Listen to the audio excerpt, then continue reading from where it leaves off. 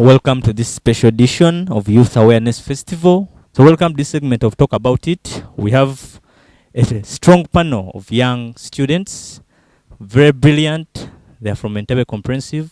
They are going to speak up their minds on particular issues that affect the youth out there. So stay locked. We shall have series of breaks where we shall guide you as time goes. So to begin with, on my immediate left, your names and your combination and your school. My name is Nassas Juliet. Okay. From Entebbe Comprehensive. And my combination is HO District ICT. Okay.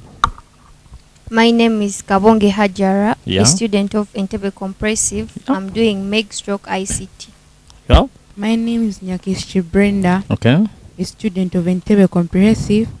I'm doing HO District ICT. Okay. Wow, they're all powerful combinations. I see economics, math, among others. We have a few questions that we shall share and we discuss in your own opinion. And remember, everyone is entitled to his own opinion. You said are doing MEG, among others. Do you have a vision? Yes, I have a vision. Okay. What's your vision in the next 5 years from now? 5 years from now, Yeah. I will have finished my studies like at university level. Okay. And another thing, I will be self-sustained. Like, for example, I will have to know as a lady what I want to do. To have financial mentors who will guide me in whatever I want to become. And I would like also to be self-reliant as a lady, not to depend on money from anyone. Okay. Yeah, I want to be able to give myself everything that I want in the right time. Yeah. Without being dependent on someone, like most cases men. In other words, you want to be self-sufficient. Yeah. Okay. That's what I want. What are you doing about it now to achieve that? I'm studying sweet dreams very that you're hard. telling us? I'm putting in more effort in studies. Yeah. And I'm saving up so that I can begin a Wow. simple business. You're in even my already saving vacation. some money. Yes. That's nice to hear. Yeah. Any other thing that you're doing? You're saving money and you're studying to achieve the Yes. goals of education right now, and you're putting up some money that will help you to start up a few ventures here and there. Yes. That's of nice to course. hear. What are your plans, Juliet? My plans 5 years from now is become a business lady. And I think Maybe to be particular, which business? I'd like to start up a MM, mobile money business. Okay, you know when you said MM, I was okay. It's okay. So I'm helping out my auntie in her salon. Okay. Currently. Yes. And that money I get from there, I'm saving it up, and I think 1 month from now I'll open up a bank account. Wow, I'm glad to hear students with savings and doing something. Yeah, as a financial literacy trainer, I'm impressed. Yes, my immediate neighbor here. Brenda. Yes, what's your vision 5 years from now? And 5 what are you years? actually doing now to get there? Yeah. Right now, so for me, I'm operating 2 things at a go. Okay. I started like weaving doormats in my vacation. You already have a skill of weaving the doormats. Yes. Okay. At what scale? On what scale? Okay. Right now, like I can mend one bigger one in a week. I can mend one. Okay. So it depends on the person who wants it. Okay. Depends on the numbers they want. So I'm mending doormats, and I also have like at home rearing sheep. Okay. So I have my own. Because 5 years from now, I want to start up a small farm in our village. Because our grandpa left us with land.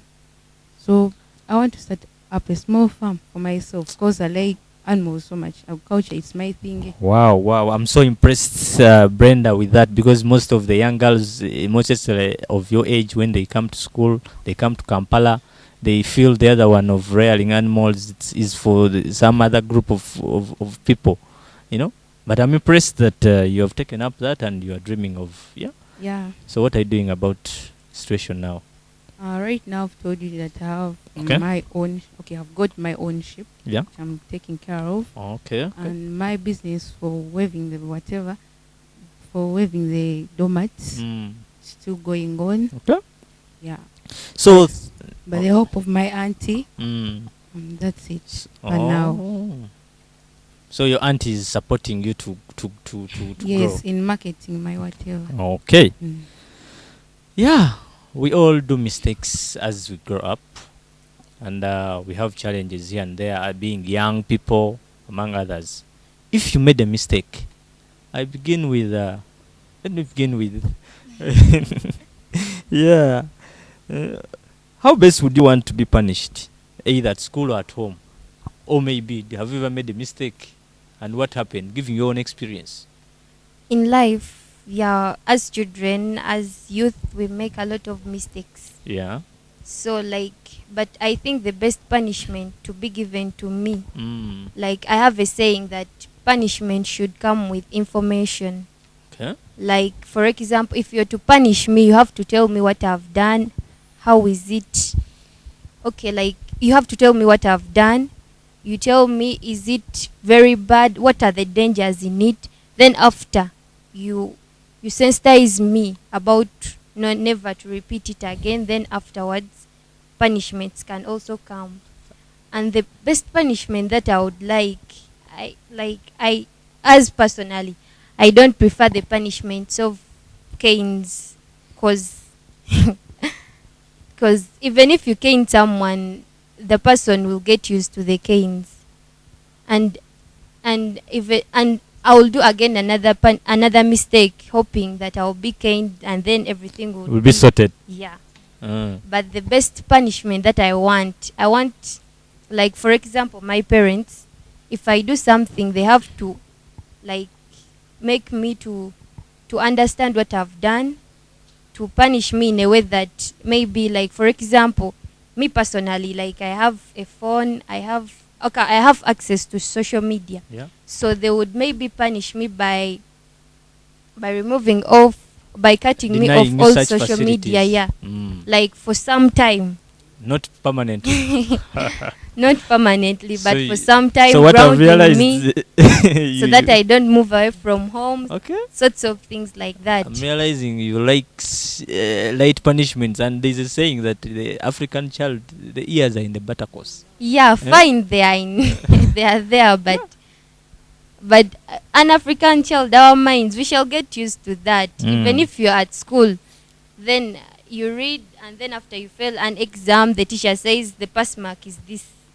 So if you don't reach that pass mark, you already know what's going to happen. You know, Kane. So you go there and they beat you. You're used to it, and then life continues. So you adapt to the punishment and you don't change. Yeah, So you but- find that the punishment doesn't influence the change Yeah. that was designed for the punishment. Yes, especially the canes. Okay. And for example, at school, the best punishment to give to a child, because as youth at school, Yeah. we normally see as, like, for example, when they tell you go and clean the administration block, you mop, we feel very small. Yeah, it is a Yeah. belittling punishment than caning you. Belittling, yeah, very belittling. So you prefer to be caned instead of doing that That they punishment. cane So you after 2 minutes, you are good. so teachers should give us those punishments, so that when I'm to repeat over, I'll say, let me study hard so that I don't mop again the whatever, the veranda, when the old people are seeing Yeah, the me good at thing the school. teachers have had, the parents have had, and yeah, I know they will design better punishments. Yes. Brenda, we are now going to talk matters sexuality, Yes. adolescence, puberty, among others, and these are the key issues that affect a young person who's watching out there.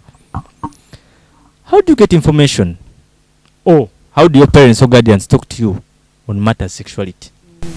As I've said before, that my mom is not only my mom, Yeah. my best friend. Oh, So most information about sexuality and adolescence stage, I get it from my mom. there's Doesn't she feel shy talking to you about boyfriend, girlfriend issues, you know? Not at all, cause even at home she's free to us.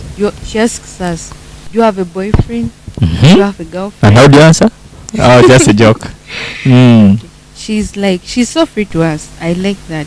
Mm. So she addresses us, okay, in her own ways. When she's addressing those matters to me, she puts herself in my shoes. She's like, I've ever been in the same situation with you. Yeah. You see, you're a girl today, but tomorrow you're going to be a woman, and from that you become a mother. So through all those steps, I've ever passed through them. So what advice do you tell a parent out there who doesn't want to talk to? I pity them because they're the ones spoiling their own children. Wow, I like the statement. A very strong one. You pity them. Yes. Hajara, Please. are you also lucky to have a parent who you can share with openly? Yeah, as Brenda, my mom is my best friend. Oh. Like in my life, Mm. my dad has not been there for me a lot of times. Okay. It's my mom to Mm. deal with the school fees, everything. Okay. Yeah, that's why I love her. But anyways, she's an inspiration to me. She always tells me things that help me. Mm. Like for example, according to sexual issues, she always tells me the dangers of having early sex.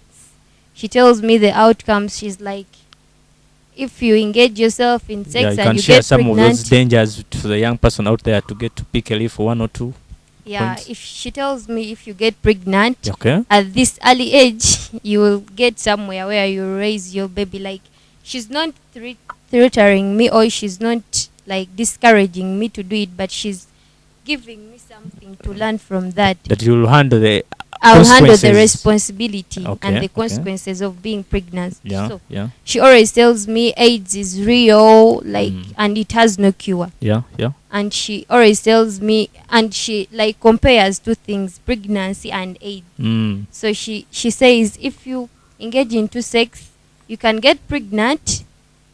We can be whatever. We can be mad at you for some time, Yeah. but then afterwards, if you get AIDS, that will be like your life will have gone. Okay. For example, like for many youth fear having pregnancy, so they have this saying, I rather get AIDS more than getting pregnant. Mm. Yeah, so that's what she always tells me. Okay. She always tells me about two things, AIDS and pregnancy. Juliet, Sir. are you in the same boat, or for you have a different approach? I think I have a different approach. Okay. Because for me to differ from my friends, my dad is my best friend. Wow. So he keeps telling me that, first of all, change is from God and I must welcome it gladly. And about sexuality things, he keeps on saying, in case, because now I'm grown up, Yeah. in case if you, yes, don't laugh. Okay. In case if you like happen to have a boyfriend, Mm. you bring him to me and I see him and we talk man to man. Have you ever taken to him one, or you haven't? Not yet. Okay, so it was in case. in case. Okay. Mm. And he keeps on telling me HIV is real. He tells me the negativity of like playing it or involving it into it. Doesn't your dad feel shy talking to a girl, a daughter, about sex? And we know very well it is mostly the men who lure the girls into sex, or he's more experienced to better tell you. What's your say on that?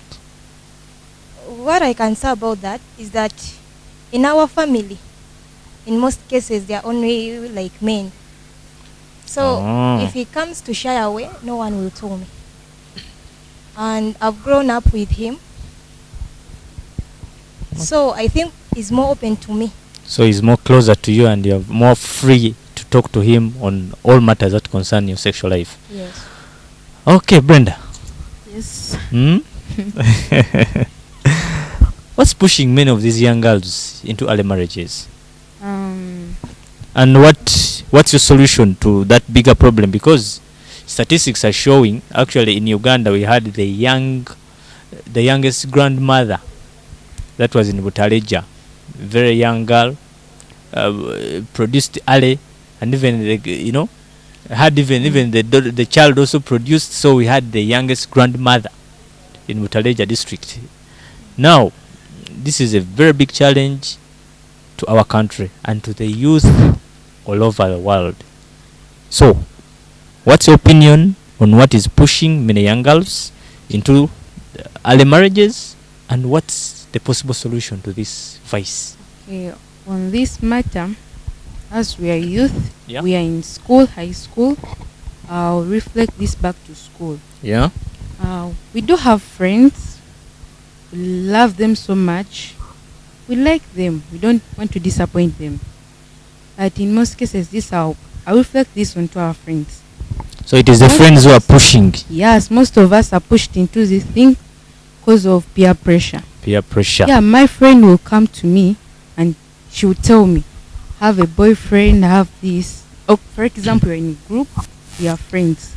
One of us has a boyfriend. The boyfriend can afford to give her each and everything she wants, and I'm here all alone. Yeah. My parents, they don't care, like, not they don't care, but they can't afford whatever I want. Yeah. So there was this man out there, he's so on to me, like he wants me, and the only thing to do that, I'll talk to my friend, and the only advice they'll give me just to rush into that man's whatever.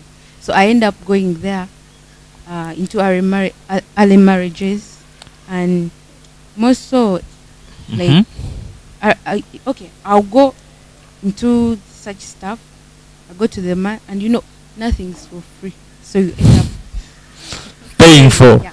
Okay. So I end up becoming somebody's property, but at an early age. So peer pressure, our friends, like group influence. Tell them out there. Group influence, it's not good. Yeah. You should be self-driven. Yeah. I was like that. Don't care, even though you're alone, just know you came alone on this world. Live alone.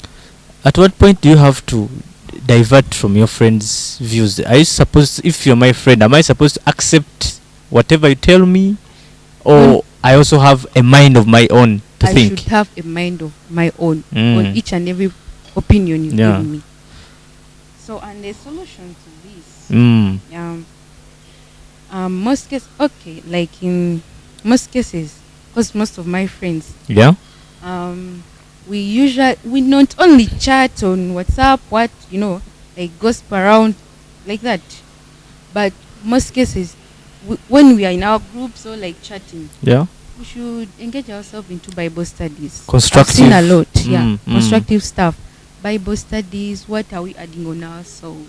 Like I've told you, weaving baskets, some of my weaving domats, some of my friends, I've taught them this, and whenever they come at home after we have done our Bible studies, we engage in that. So we don't have time to talk about what. So you're always busy. Yeah. So that means so you're meaning even sometimes idle time also it's contributes. Not good. Yeah, an idle mind is the devil's one. Okay. So that's my opinion. Thank you very much, Brenda. Juliet. Yes, sir. Yes. Do you agree with Brenda? Peer pressure, or yours is a different? I do agree different with idea. her, but I have a different opinion. Okay. For me, on my side, I think child abuse has done much in marriages. Okay. Because this is an experience. Some people are mistreated to the extent that he or she wishes to engage into marriage. Okay. A life example. On my own. Is it fine? It's okay. It's okay. Okay, it was during my vacation of senior 4. Yeah. And the uncle I lived with, his wife didn't treat me well. So I reached to the extent of saying, let me get married. Let me get married, because during that period of time, I had a boyfriend. Yeah. Who loved me, showed me like I'm the only girl in the world. Such things. Okay. But eventually, I thank God, because that guy wasn't like the same as these other guys. I told him about my opinion of running away from home. He was like, Julie, you see this world? It's too small. First, relax. Talk to your dad. Okay. And get the solution. And I thank that my dad listened to me and everything was Came solved. back to normal. But you were pushed into going to get married early Just because of child abuse. the pressure from home and the mistreatment, among others. Yes. Wow, and that is happening to many young youth out there. So even the government and other bodies which are responsible must really take this as a serious, noble cause to save our young generation from being crushed into things which are not of their of age. Yes, Juliet. Given I was touched by your explanation or your presentation on how you personally you were abused right from family. How do you advise a young person out there to really get out of that situation or to manage such a situation? First Because of it is all, happening, yeah? I advise that young lady right there to be strong, Yeah? and marriage is not the solution, Okay. and you must seek knowledge from God, because He's all-knowing. Thank you. Very brilliant. Very, very brilliant. Hajara. Yes, please. Yes. Early marriages and adolescents, young people like you. I hear they always tell us, young people, you're at the stage where your blood is moving at 180 degrees percent. It's always delicious. You know, you want to explore, you want to find ABCD. You are tired of limitations from parents. Don't come back here. Don't go here. Don't go here. Don't. And you want to be free. Is that some of the things pushing you people to get these go into early marriages? Actually, I have a different point of view. There are actually two. Yeah, one is lack of responsibility by the parents. Oh. Yeah, some parents tend to be so busy. Okay. Like they go to work, they leave, for example, a girl child with the askaris who guard the whatever the house, the house boys, yeah. So the child is left alone with those people, and that child, okay, there will be many temptations, because as a girl is growing, there are many temptations. Yeah. So like that lack of responsibility by the parents will result into the children going to practice sex with the askaris and their houseboys. Yeah, maybe. Okay. And they'll get pregnant. And there are some religions, like for example, the Seventh-day Adventists. Yeah. I had a friend of mine who told me that for them, if you impregnate a girl, you must marry that girl. So definitely there will be early marriages, even though the girl is not, or even though both parties are not yet ready. Of age. Yeah. And then there is also another point that I see. Pornographic interactions.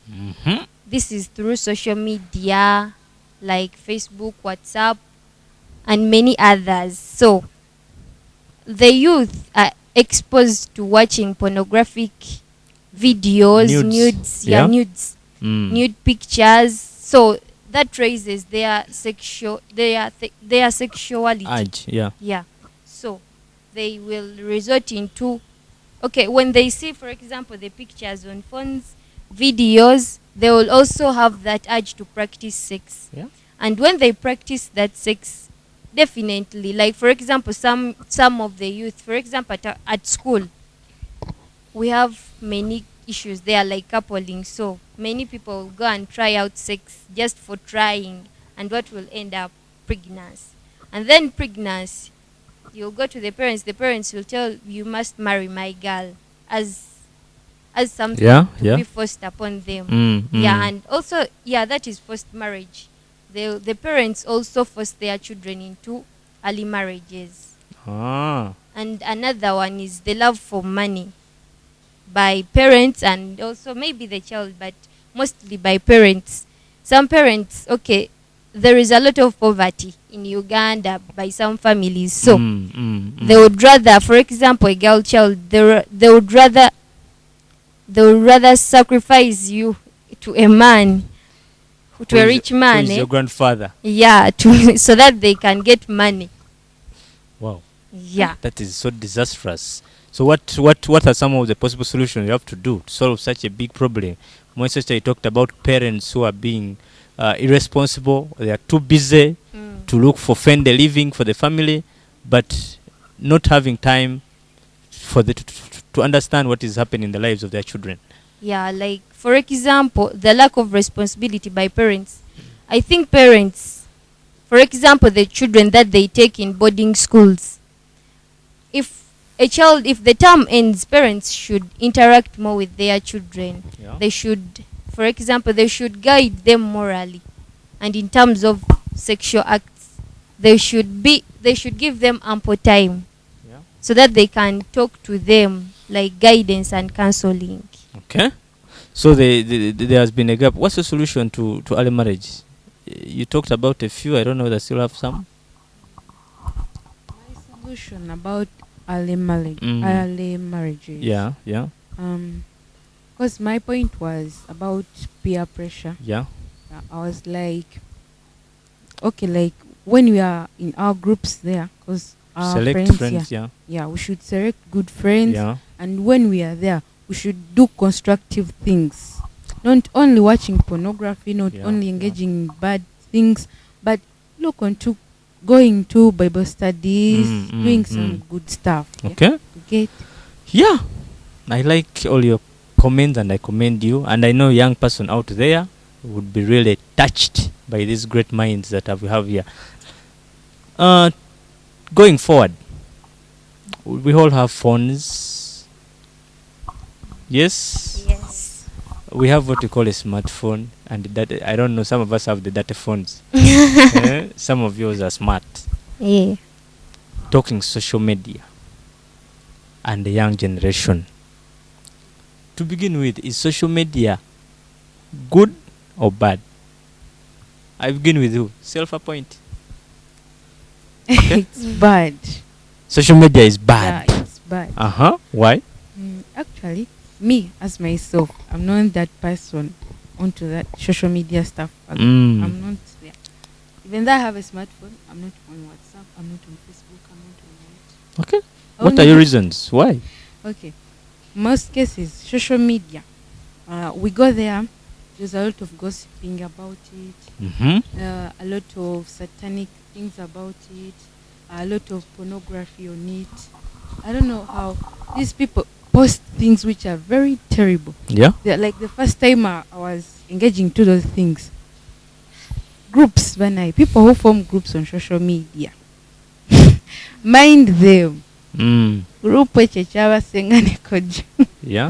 I remember they engage so much in pornography. Yeah. And it's not good to the youth. Yeah. So that pornography thing drives us into sex stuff. Okay. That's where we are driven so that away. makes social media to you bad. Yeah, and But also don't you those, don't you think there are those people who use social media the right way? they are there. Okay. But also the satanic things about it. That's not good at all. They So post to you, evil stuff social media about- is a danger to the young generation. It's a danger. Wow. And I remember you told us that you post some things, products that you do on social media. Auntie. It's my aunt, I told you, remember? Okay. So isn't that better use of social media? It's better on the other side, but most youth, So to a larger extent. if we are to sensitize youth, us, we know ourselves, we don't use social media for a right purpose. So what do you have to Instead- tell a youth out there? Better use of social media. Better use social media for right purpose. Mm. Help yourself. Okay. Because you drag yourself into a thing and you ruin your own life. Okay. Yes. Thank you very much, Brenda. Hajara. Yes. You told me you have a smartphone and you have WhatsApp groups and a lot of friends, blah, blah, blah. Is social media a danger to you or it is helping you to become better? It is two-sided It is Yeah. better and... somehow. Okay. Yeah. like for the positive side, Mm. social media has helped us a lot. Like for example, in this COVID period, Okay. At our school we created WhatsApp groups that will help us in studies. Oh.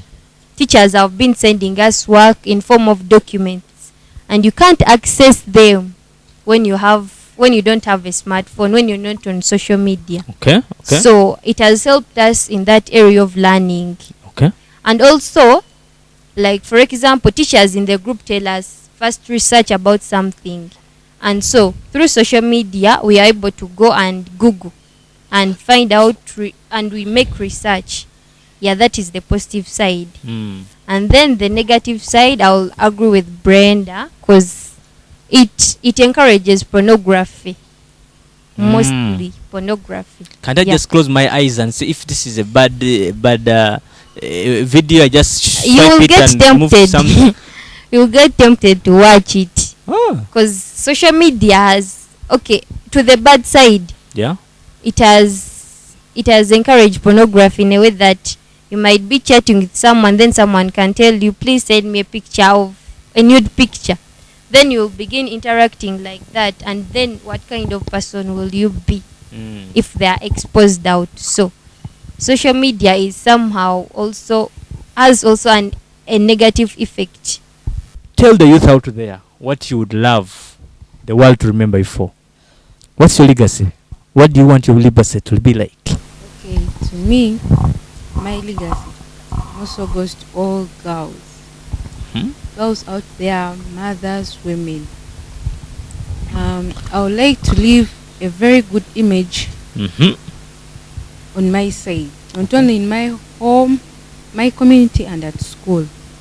I want to be a very good woman. Not only a woman, okay, in future to come, a woman, a mother, okay. Mm. I want to be a very good woman, businesswoman also, Okay. an independent woman, Wow. a self-reliant woman, Mm. and a strong woman. Because we are believed to be weak, but no, that's not true.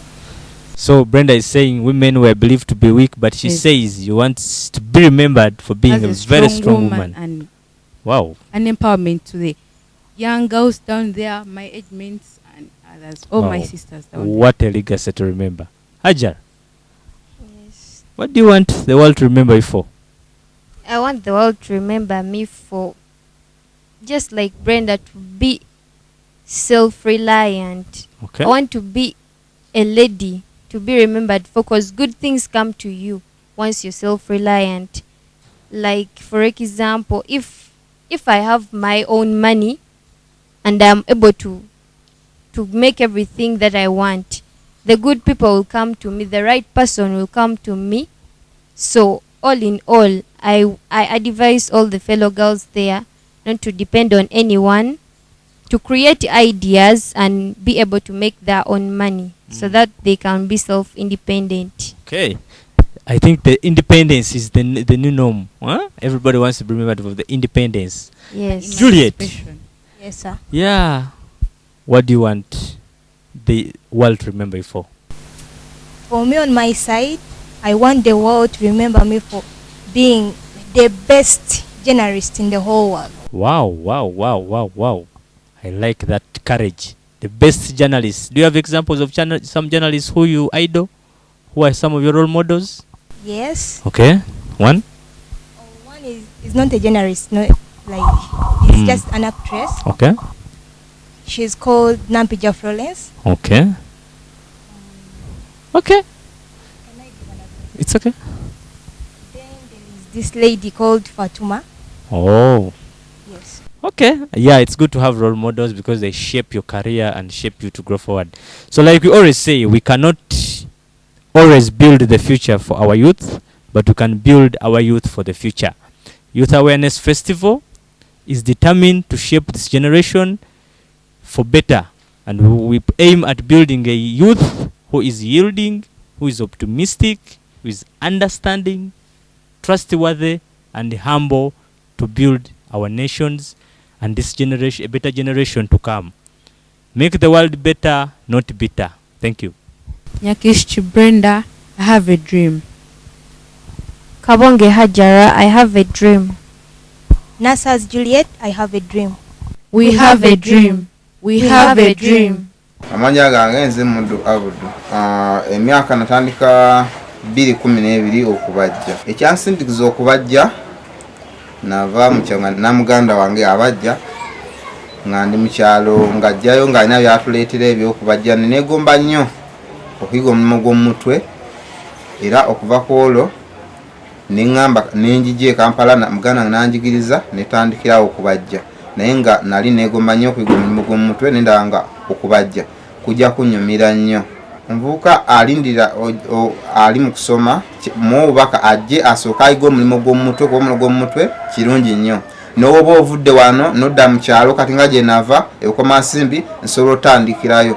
Omulimu gw'omutwe mulungi nnyo kubanga tobula kyakulya n'oba nga ovudde wano n'ogenda yonna guba gulimu wookoma otandikira ate kikuyambako mbu bw'obanga olina ogw'omutwe n'ofuna emirimu emirala gye wasomera ogutandikira nga naguno naye ng'ogulina mu mutwe kikuyambako okwebeezaawo ng'omuvubuka.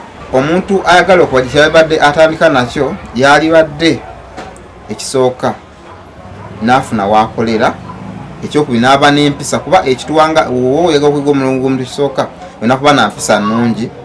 Ekyokubiri n'ojja n'obuuza bakama abo n'obuuza ki ekigenda maaso ogenda okulanga otandise naye tekyetaagisa kyamaanyi nnyo okutandika okubajja. Omuvubuka kyeyalibadde akola naddala abavubuka ngaffe ekisookera ddala tuyige emirimu gy'omutwe kuba emirimu gy'omutwe tegikusindikiza kubba, tegikusindikiza kuvuma abantu kuba oba omulimu gw'omutwe gukakatako okuba gufuula ekisooka bize.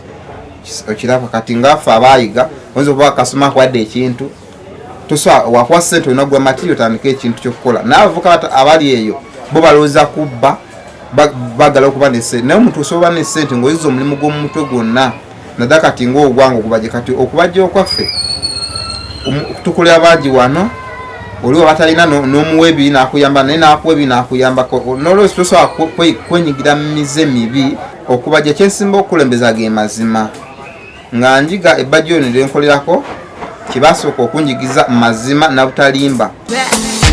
Wamanya tetubonge Katonda yatuwadde kikibombe style ya kikibombe dance me kikibombe number 1. Wamanya tetubonge Katonda yatuwadde kikibombe style ya kikibombe dance me kikibombe number 1. Goleka byonna byoliko dance the beat to the flow no matter what byonna byoliko dance the beat to the flow. Ono yeka ya bikonyola Yesu bikonyola ono yeka ya bisungula yonna ebyakusiba fire fire oh gospel music with fire oh we no retire oh my DJ so fire oh. Wamanya tetubonge Katonda yatuwadde kikibombe style ya kikibombe dance me kikibombe number 1. Wamanya tetubonge. Amanya gange nze Kasumba Siraje. Natandika okusamba omupiira mu 2026. Kyanzindikira tandika okusamba omupiira kyali kuba nti ewaffe tewaliyo bulungi ka ssente ate nga neetaaga okusoma kati nga nina okwegatta mu sports. Omupiira gunyambye okusoma nga nsomera bwereere okuva P2 paka kati mu senior 4 ndi nsomera bwereere. Amazannyo mensinga okwegomba mu Uganda wano ali Dan Serunkuuma ne Tusime Joans abebweru Messi ba Ronaldo bebo. Omupiira ngusuubira okunninyisa ennyonyi neva mu Uganda nengenda mu nsi endala. Sports mungi waliyo boxing waliyo akapiira football athletics bingi. Kyamba mugamba nti afune we yenyigiranga mu sports nsamba ku kisaawe nsamba wakati mu 8 n'ensamba mu 3 ne mu 11 ne mu 7. Olunaku nasinga osanyuka nali ku mipiira gya kyalo nakuba gole yawanguza ttiimu yange ekikopo ku final. Ekyali kinyiizizza kwe kutuuka mu kaseera nga tolinawo nga tojogenda kukozesa y'akapiira ng'ate bakwetaaga ku kisaawe n'osigala ebweru nga tosambye kubanga tolinawo kagato. Welcome to this session of Youth Awareness Festival for our lovely students from Victorian High School. How are you ladies? We are fine. Your name and your school and what interests you? What are your hobbies? By names of Nasolo Mombeja Bridget. Okay. I'm a student of Victorian High School. Okay. And my dream is to become a musician. And is it your hobby? yeah, Okay. I like entertainment, and I like most things in entertainment. Okay. Yeah. By names of Nakasaga Viola, Yes, Nakasaga. a student from Victorian High School. Mm. And my dream is to be one of the famous TV presenter. Wow. Okay. You Yeah. want to be seen all over. Yeah, I like all over that. the world. Okay. That's a big one. Yes, my immediate neighbor. By names of Babide Shakila. Mm. I'm a student from Victorian High School. Okay. And my dream, I want to be Or a the- TV presenter. Okay. So TV presenters have sat near. Yes. Yes, senior journalist. Hey. Tell us. First of all, I Yes. love my school. Okay. That's good. I love HM, Mhm. Mr. Lubama Stewart. Wow. Okay. Yeah. You will be glad to hear that. First of all, I'm inspired by him. I know many youths are there. They have dreams. Like I have a dream to be a famous journalist. Some youth just need inspiration. They just need to be inspired by someone. Like I'm inspired by Miss Esther. Yeah, that's all. And they have also to believe in themselves, as Mombeja said. Myself, I believe in myself. I believe that I can do it. I can present news on the TV. I just believe in myself. If you're there, when you don't believe in yourself, just sit, look in the mirror, just say that I can. Nothing is impossible in this world. Everything is possible. Thank you. I'm Babile Shakila, I have a dream. I'm Nakasaga Viola, I have a dream. I'm Bridget, I have a dream. Mivule Moses. Bavuka bannange mwenna abali eyo. It's hard time fenna okubanga twenyigira mirimu egitali gya emirimu gy'omutwe ne tulema kulowoleza mu office kuba tulabye bangi abasoma naye nga tebali mu office ng'ate emirimu gye bakola si gyegyo gye basomerera nabwe kityo tufe nnyo okulaba nga tuyiga emirimu gy'omutwe tusobole okwebeezaawo. Ekyetaagisa okuyiga ebintu bino si kingi nnyo, just kubeera kuwaayo obudde bwo kyekyokka na kubeera nga kye bagamba kyokola mu biseera byakyo. Ladies and gentlemen, this is our first Youth Awareness Festival in Tebe, and we are very grateful that today in our studio, at our platform, we have the vanguards of the young people, the lions of the youth, and the innovative and entrepreneurial youth who are going to make our panel. And we are very grateful for the young people who dream and then achieve their dream. We are here to unleash the potential. We are here to jumpstart the innovation, and we are here to see that creativity creates a meaning in the society. And we also believe that the future of any country does not only rely on the young people, but it also lives with the young people. And today on our panel, we have a lady and a gentleman who are ably going to discuss and interact with the audience there about how the opportunities in the society can thrive and even arrive. So we are going to have an introduction of each and every one at the panel, and the introduction is going to be for 2 minutes. You introduce yourself, who you are, where you come from, and what you do. So I will start with Star Jesper. Thank you so much. This is one in a lifetime chance that we members of the youth, have got to at least echo a voice to those fellow youth who see life as a dying goat. What would I say? I am Onono Jasper Nelson, and I'm the country coordinator of Writers and Authors Association Uganda, currently heading a project of ALID, whereby we are going to have very many initiatives of writers we are going to reach to there in the country. Thank Okay, you. thank you very much. Thank you very much for this opportunity. My name's Kabahuma Jemima. I'm honored, very honored to be a part of this, talking about the youth and how we can see our way forward for all of us. I'm in a youth group, a circle called Achievers, and I'll be glad to share my views with all of you. Thank you. Thank you for this opportunity. It's a pleasure to be here. I'm by names of Mosisi Theodore.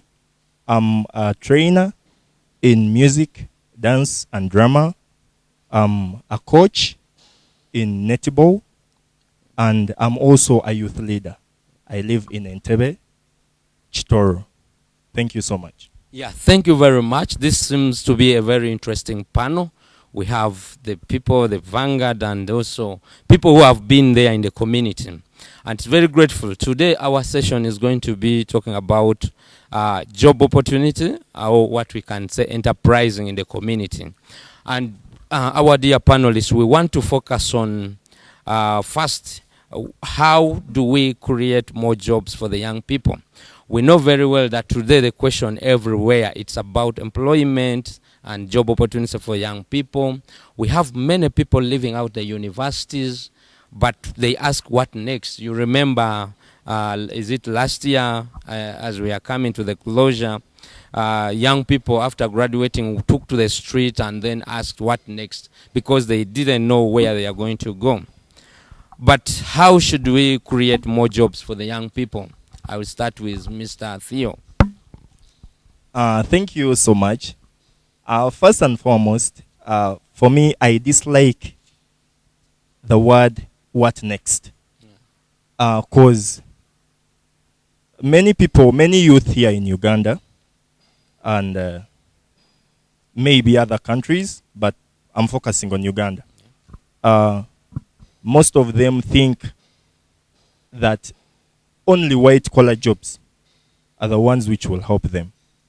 But what I think on my side, we need to first and foremost, to know the ability, the energy, the talents of the young generation. What can they do? On the side of talent, if someone is good in sports, is good in music, we can create something for him in the department of music. Yeah. As long as we know this is his talent, he can be able to manage this. If someone is good in, let us assume, in football or netball, still there are many academies there. There are many sports shops, sports centers. Yeah. We can, let us see, we can buy for them, as in we can give them some, at least some little money to start up those businesses of sports. Selling jerseys, selling balls, selling all the sports garments for a start. Then, secondly, we need to know the capacity of that person, the capability of that person.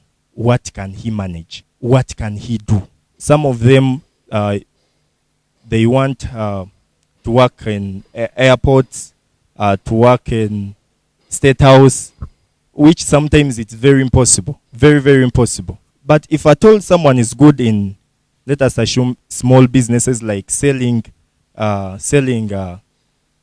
tomatoes, selling onions in markets, still we can create for them such good opportunities of selling such items.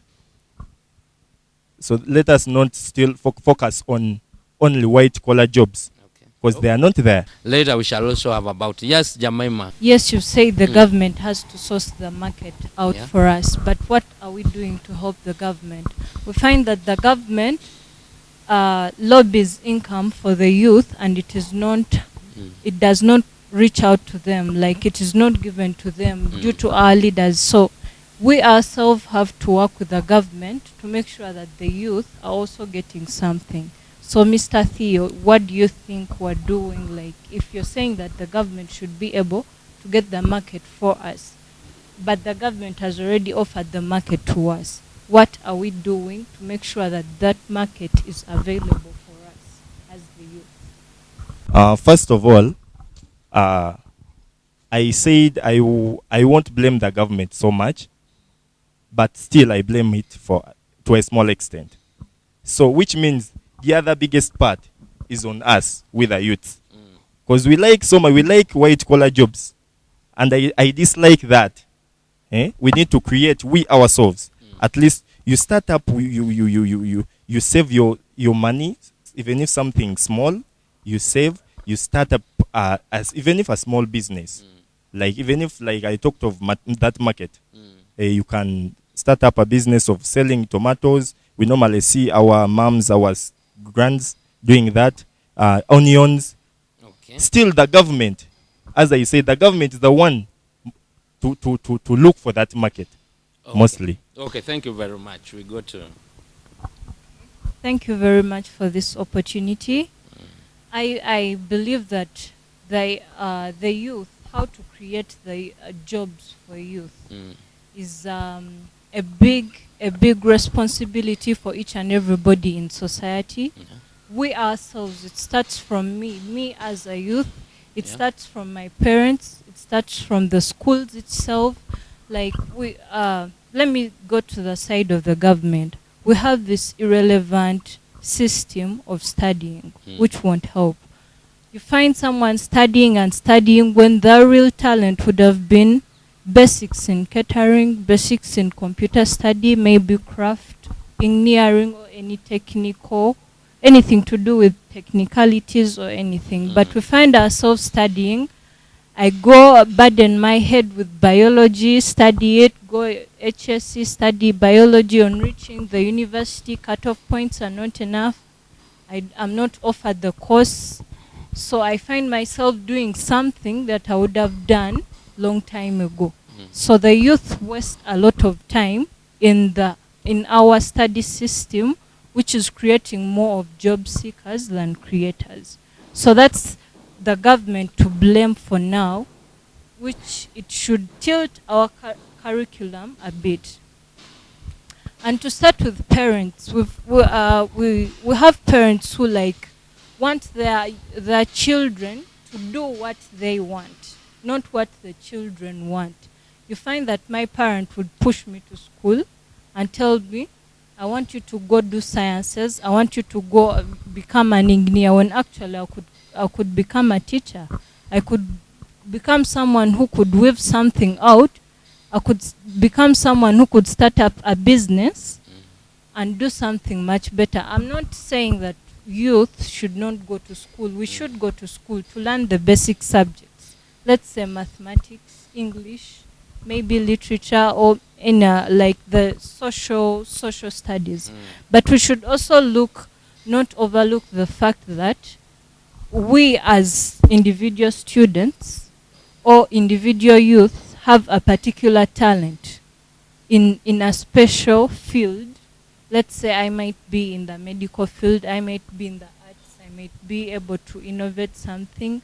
We as parents should look at that. We should look at our kids and say that, like, by this time, by the time I reach adolescent stage, my parents should know my kid would be able to do this.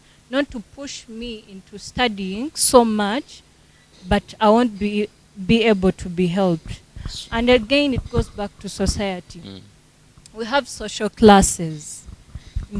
When I come from school, let's say I've studied, finish my HSC, I have to go into society maybe to start up something. But you have these social classes. Someone is looking down on you, like, let's say, oyo mwana wa gundi, she won't be able, she can't, they don't have money.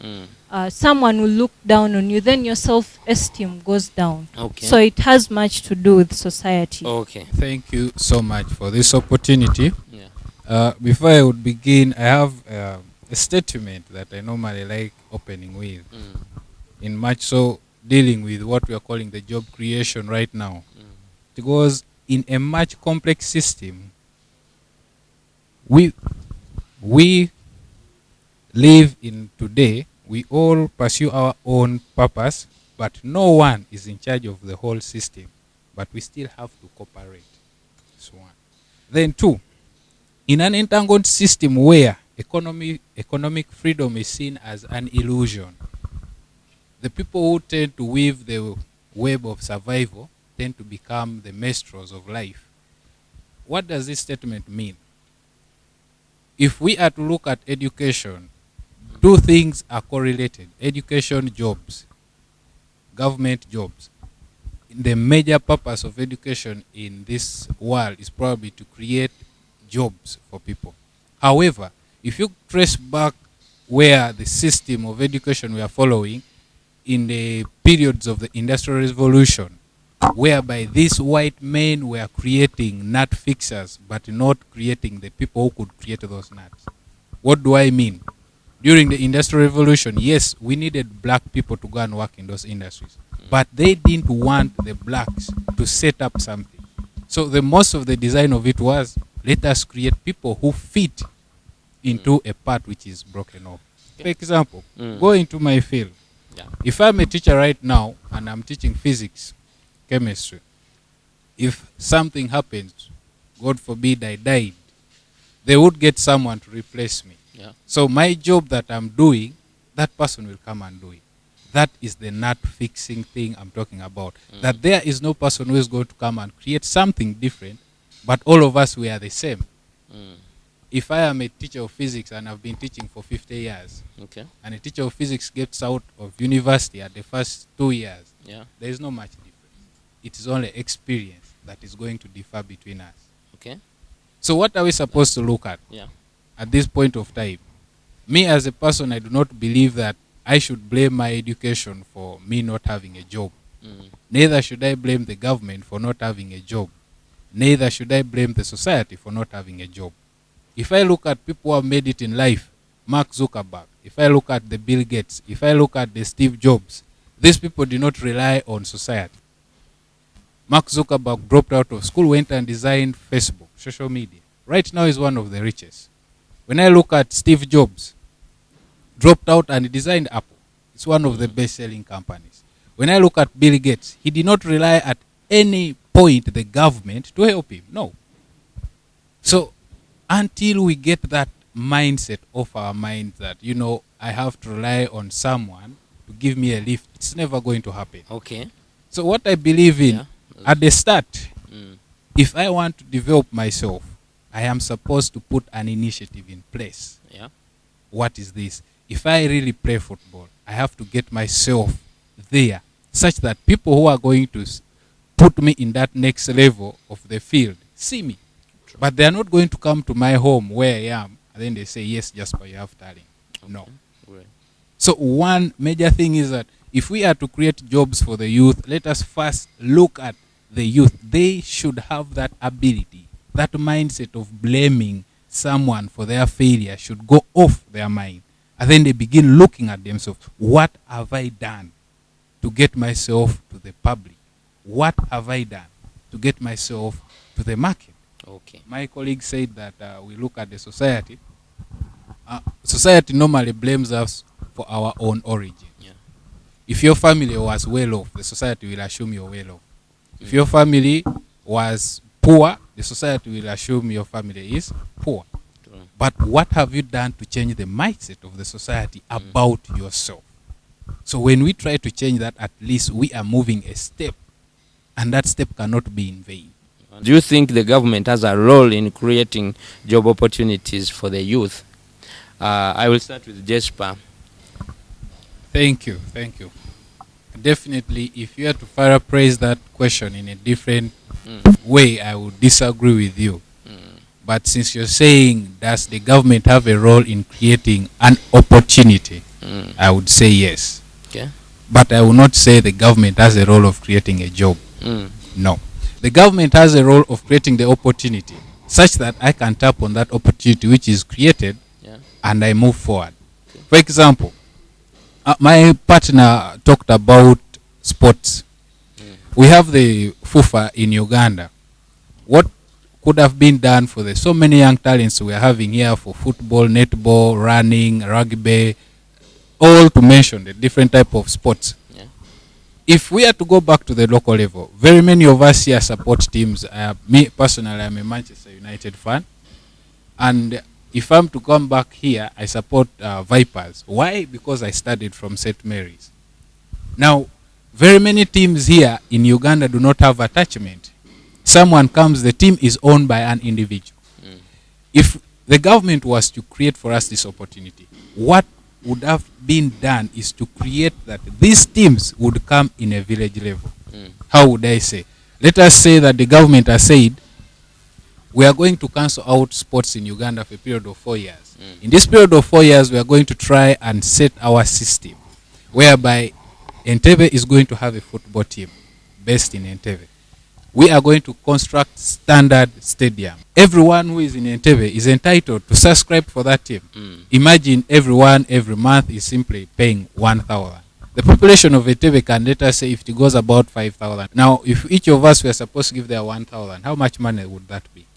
It would be a lot of money. And the second thing we look at, that money is going to be whereby, since we are creating a team of Entebbe, it means that the students who are in Entebbe are going to be given the opportunity to join that team. So as they join that team, they are first of all going to be paid by the team. That is one. The stadium in Entebbe is going to be uplifted. If that stadium is uplifted, the hotels which are in Entebbe would be working. True. If the hotels are working, people who are going to be selling those jerseys during those matches would also be working. True. And when we look at that, even the taxes that are being put on every game would go up. Now we'd also look at the attendance.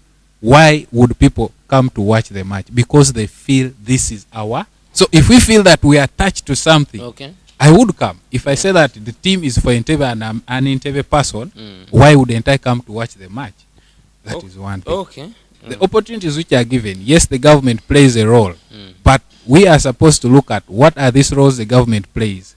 We should not cling so much onto government giving us those jobs, but the opportunities created, we are supposed to tap into them. Uganda being a third world country, I would not really expect so much from the government to develop us.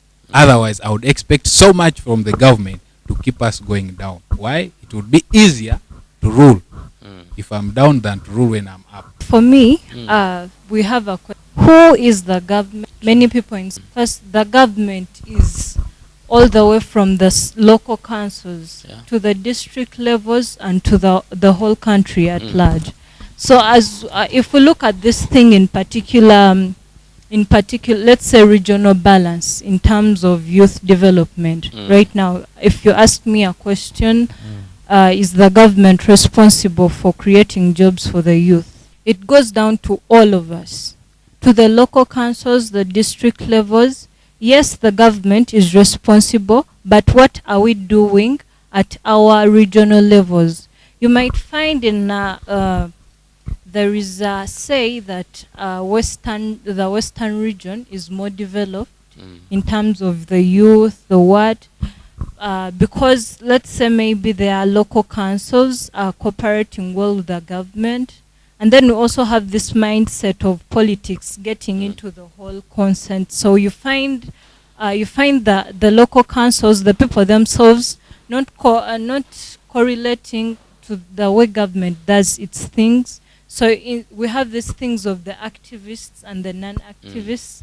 So we find ourselves not finding a common ground to work with the government to make sure that we can develop to make way forward for the youth. But we also forget that this goes back to us. Like my colleague said, the government has its particular roles that it only has to assist us. Let's say in funding. Let's say the government has to fund a certain project the youth has developed. And these funds have to move through a certain line. Maybe they go through the mayor, and from the mayor to the LC1s or LC5s, but then we don't get the money. So it's funding. It might not be funding necessarily. It might be motivation. which sometimes it's very bad because you can not very bad necessarily, but on the wrong track. You might find government officials maybe setting up a conference. Okay. To educate the youth. Okay, that's awesome. Yeah. We go to Mr. Theo. Yes, sir. Yeah, the government and its role. Thank you so much. First and foremost, the government. Let me say, it is so reluctant on some issues. Sometimes they fund some organizations, youth organizations, but they don't do a follow-up. They send money, but they don't do a follow-up. That's why I say they are so reluctant. At the end of the day, you will find many youths saying, government, where are you? So, like my colleague, Mr. Wanono, said, the government can try to help some of the football teams, sports teams, netball teams, football, all other sports teams, any sports team. If they can come in and help those teams, they fund in money. You will find that many youths who are talented, they will come in and join the team, whereby people will come and pay in money if there is a match, and that money will help these youths. That's already a job opportunity for them. Then we are also going to look at what is hindering. We have discussed the role of the government and the young people currently in jobs, but then what is hindering young people to start and sustain businesses today? I think, first of all, you see, youth. Most of the youths, they like a luxury life. So they want good things. They want to live like bosses. So they want something, a life which they don't have, or which they haven't yet created for themselves. And you may find most of them, their expenditure is much than their income. They like to spend a lot. That's why some of them actually, they start up their businesses, and within 1.5 years or 2 years, you find it down, because they want to spend a lot than what they get. And I think also the government also still. Okay, thank you very much. Thank you very much for that. We go to Mr. Onono Jesper. What is hindering the young people to start and sustain what they start? Thank you so much. Maybe just to go back a bit, your ending statements as we are closing the second phase. What does the government play an opportunity? Where you said in 2013 the government put in place, of course, the money whereby that money was supposed to be given to the youth. I remember we had a discussion pertaining that, and I was among the panelists whereby I was glad to take part. If I to go back a little bit, I think I compared two countries. In Uganda 2013, the government put in place billions and billions of shillings to facilitate the initiation of projects by the youth. And I also compared Uganda and Kenya. Kenya did not put in place money. What it put in place was the awareness skill, what we are trying to do right now. And when we try to compare the growth or the achievements of these two countries, we realize that Kenya had more jobs created in that period than even in Uganda. You can close and then you say that we don't really need the money, but probably we need the skill. That is what is lacking. Then the question is, what is hindering the youth? It's that initial start. Mr. Mugabe, it's that initial step we are putting in. I happen to be in a place and I have a lady, she knows how to plait hair. This lady last year came to me, said, I know how to plait hair, but I don't have funds. I told her, can you plait hair? She says, yes, but I have some things which are missing. So I offered to her, I told her, I'm going to pay for your lessons such that you can go and learn that part that you don't know. She says, okay. This lady never comes back.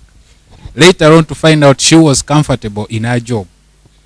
Yeah, she got a job whereby she was earning peanut, earning 100,000 per month. When maybe if you put in with allowance, you take her to 150, way below standard. But she felt comfortable. After this job becomes a headache to her, she comes back and says, now I'm really tired. And then I tell her, you know what? The last time you came here, I was willing to offer you help. This time what I'm going to offer you is this. Let me start for you. So if it is already in place, you're going to do it.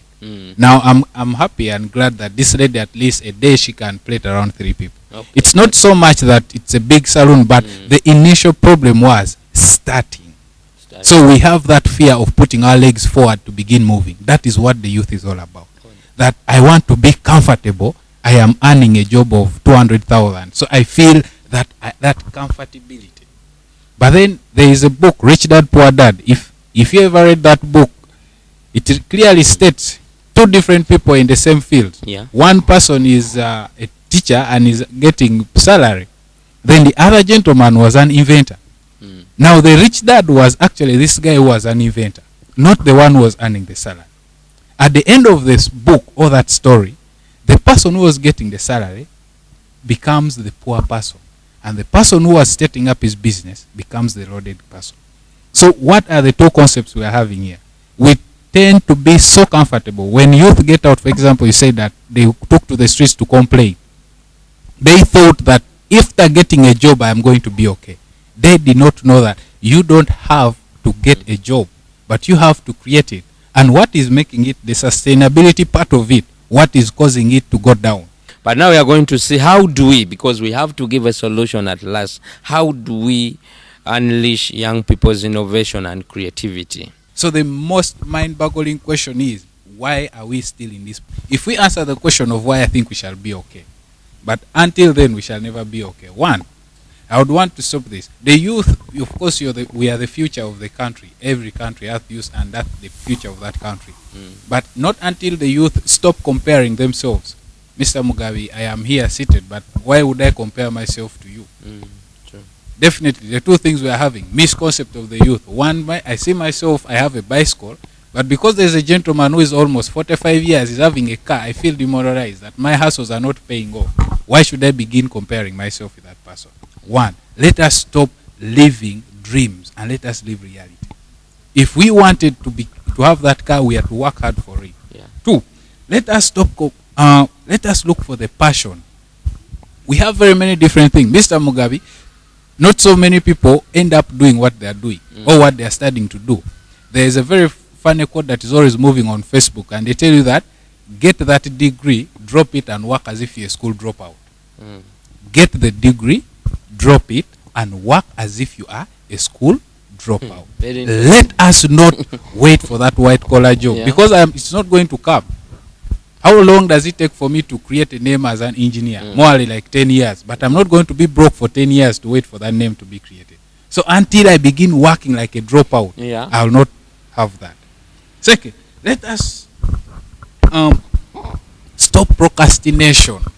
We're having a lot of procrastinations in the youth. People sit down and begin saying, now, for example, we're looking at the people who go and bet. The youth, they say, now, today I'm going to put my 1,000, and if it goes through, I'll get 10 million. Holy crap. It is, you are supposed to work, not thinking of an outcome whereby you do not even have any chance. Like, I am going to put 5,000. After I win, I'll begin doing this. True. And I will conclude with this, that we have seen, everyone has pointed education. And education is key. As they say, education is a key to success. But there is one point which we tell, for those who visit our library, you will read about this. It is the economics of demand and economics of supply. If we want to be innovative as a society, we must look at the economics of supply, not demand. What do I mean? That many people want to create something, want to innovate something when there is a demand for it. One thing I would want that probably I had forgotten. We are in Africa. We are in Uganda. And let us first and foremost realize our position in the global economics. 1, if we are in the third world country, the youth should not expect the government to be in place to provide the first world countries opportunities. We have to put that in mind. Second, let us, the youth, not at any point pinpoint at the government for the lack of jobs which are in the country. Let us ask ourselves that question. Why am I in this position? One, if you are to answer that question properly, forget about the society, forget about the government, and focus on yourself. Why am I in this position? What have I done to uplift myself from here? 3, let us have passion for everything we do. Okay, as you conclude. 4, let us not look at the monetary values when we are starting up something. Let us have a long-term agenda for every business that we put in place. Okay, thank you very much. Madam Jemima. Do whatever you can to achieve your goal. Let's stop hiding behind the curtains of our parents, our relatives. Go for it. Work hard for what you want. Thank you, Mr. Moderator. The only word I have to the youth is yes, we can. Yeah, start something small. The government will come in from there. I know the government can. 100%. I know the government can. But start something for yourself. The government will find you from there. Thank you. Thank you very much. This has been a wonderful Youth Awareness Festival panel with our guests tonight and our innovators in the society, our vanguard, and also the future of this community. Amanya mpitibwa Kasauli Abbas Chita nga mbadde mu mulimu guno ogw'okutunga okumalira ddala emyaka 38. Emirimu gino egy'emikono mirungi nnyo kubanga gikuwa ekyokukola mu kaseera konna. Tosobola kubeera ng'onoonya ekyokukola ebbanga ly'omala ng'oyiza emirimu nga gino egy'okukola. Abavubuka bonna mbakubiriza okulowooleza mirimu egy'okusiba amataayi kati tegikyaliwo, babeere nga beenyigira mu mirimu gino egy'emikono. Abavubuka beenyigidde mu bikolwa ebitali birungi olw'ensonga nti ebiseera ebisinga babulwa ebyokukola. N'obasanga nga bali mu kuzannya matatu, bali mu luddo, obudde ne buziba nga talina na kyakola ki kyataddeko mu nsawo. Abavubuka naddala abalenzi tebajjumbidde nnyo omulimu guno, naye bba abawala omulimu bagwagadde era bangi nnyo abafulumidde wano. Wenjogerera kati mbadde naakafulumya abayizi kubanga essomero lyaffe lyatandika mu mwaka ogwa 2018, naye mbadde naakayigiriza abantu abawerera ddala 24. Okola kyetaaga kyalaani kyokka, kasita omala okukifuna ng'obadde okirina n'ekifo wonookolera olina okulaba ekifo nga wooli okugamba abantu basobola okubeera nga bakutuukako mangu.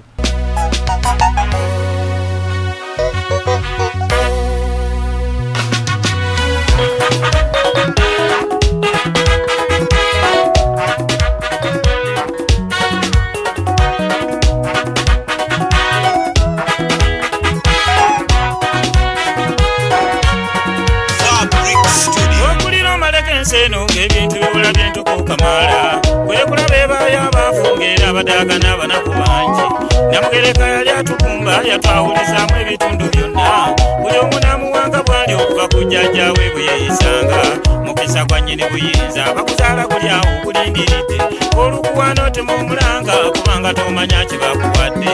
Waliwo abajja n'obuyinza nga buli azaalwa bamufuzi maama, ng'abalala babeera baafune bw'alafuba nanga tafunaye. Mubunako by'obujeeke nange osanga mwe natonderwa, twazaalwa babiri ne masituula, kitaffe ne nnyabo ne bafa mangu. Ne kaakati nfunye puleesa masituula yalwala awezezza mwaka, ng'eraga n'amatumbi budde n'ogw'omukuduulu muleetera anywe.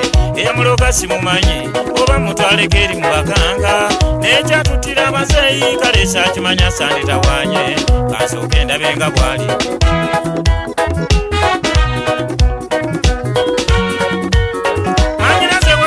Muli obugonfu nakedde ku majani nkuleka ew'omusawo Kasiribiiti gye nva simusanze teyasuzeeyo.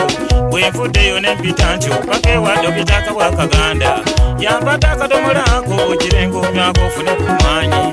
Vayo nti nno mu kitanda nange nkulabe kunfuna endasi weekakaba ofulumeko eno wabweru okuma akasana kaaka kuba nsooke nkuweka caayi naye kakaluute muli sukaali akawunga obona okagaaya kabadde kakiro tekulina nfa obutuse omubiri gwonna yali omweru ofuuse wa bbulaaka okoze okirako olusansa yali yebigula nga bakutenda bw'okolola osula bubi ate nkeera osinda lwa mutwe omusujja atere kuyiika nekyenzijanjaba sikitegeera kikakasoba kakuyoola ne muwala wa Juma yasooka bw'atyo ekyaddirirawo ge magonde kati asirikiddeyo mu lukuusi mwanyinaze ekiki ekikutta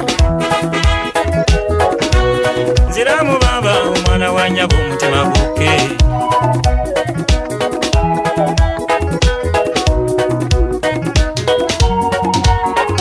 baba sekukisa eddala nalwala tunoonyezewamu amagezi taata nkonye nfa obuluminde bwagula kati ebirungi ebyasenga n'oteekawo ku suwaani sirya. Amannya agange nze Kizito Jordan era nzaalibwa mu Lugonjo Nakiwogo mu kitundu ky'Entebbe. Ebyuma nabitandika mwaka guwedde mu mwezi gw'okubiri nga Febu era kati mbimazeemu omwaka gumu n'emyezi 5. Ekyasindiikiriza okujja okwokya ebyuma kubanga omulimu nagwegomba ate nagwagala dda kubanga bangi abagufunyeemu era bangi abaganyuddwamu. Saaguyigira ku ssomero kubanga nalina genda ku ssomero guyiga ebintu ne bicyankalanamu saasobola tuukayo nenzija wano nengi. Mulimu gwa mu mutwe weekozesa tebakukozesa osobola okwebeezaawo n'okubeezaawo n'abantu bo. Guno omulimu tegwetaagisa bintu bingi nnyo kubanga ebintu bye gwetaagisa kutandika nga wonaasasula school fees naye guno osasula omulundi gumu n'oyiga toddamu kusasula. Bw'oyiga ozo by'otandise okukola oba okola bibyo. Abavubuka banyooma omulimu guno lwa nsonga bagamba bumulimu gw'abataasoma mukyafu simanya weddugaza okolera mu ttaka naye omulimu si mubi. Ebirungi ebiri mu mulimu guno kikuyigiriza nti osobola okwewa entandikwa mu bulamu bwo obujja mu maaso. Omulimu gulimu akalungi akavaamu kubanga bangi baguzimbyemu bangi baganyuddwamu batwalibwa okukola ku bizimbe eby'amaanyi. Ekirooto kyange kyennyina nange kugulawo workshop eyange nsobola oyigiriza abaana abalala. Ekirooto kyange kisobola otuukirira ebbanga lyonna era ekiseera kyonna kubanga kuba kwewaayo noweefiiriza n'otuuka ku ekyo ekiruubirirwa. Ekirooto sinaba kitandikako nnyo kiri awo ky'amaanyi kuba nange naakabiyingiramu bbanga si ddene nnyo naye nga nsuubira okukikola.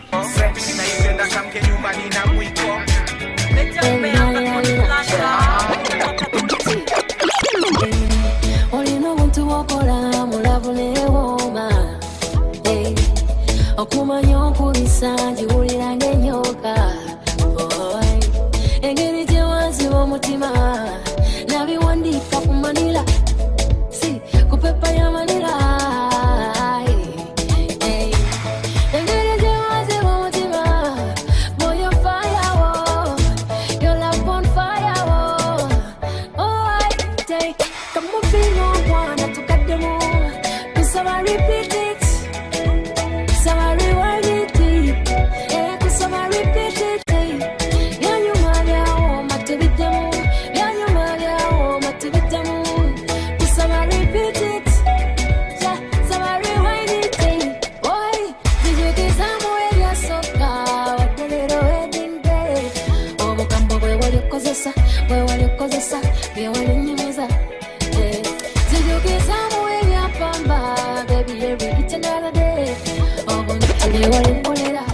So the more I crocheted is the more I realized, okay, this is what I really want to do.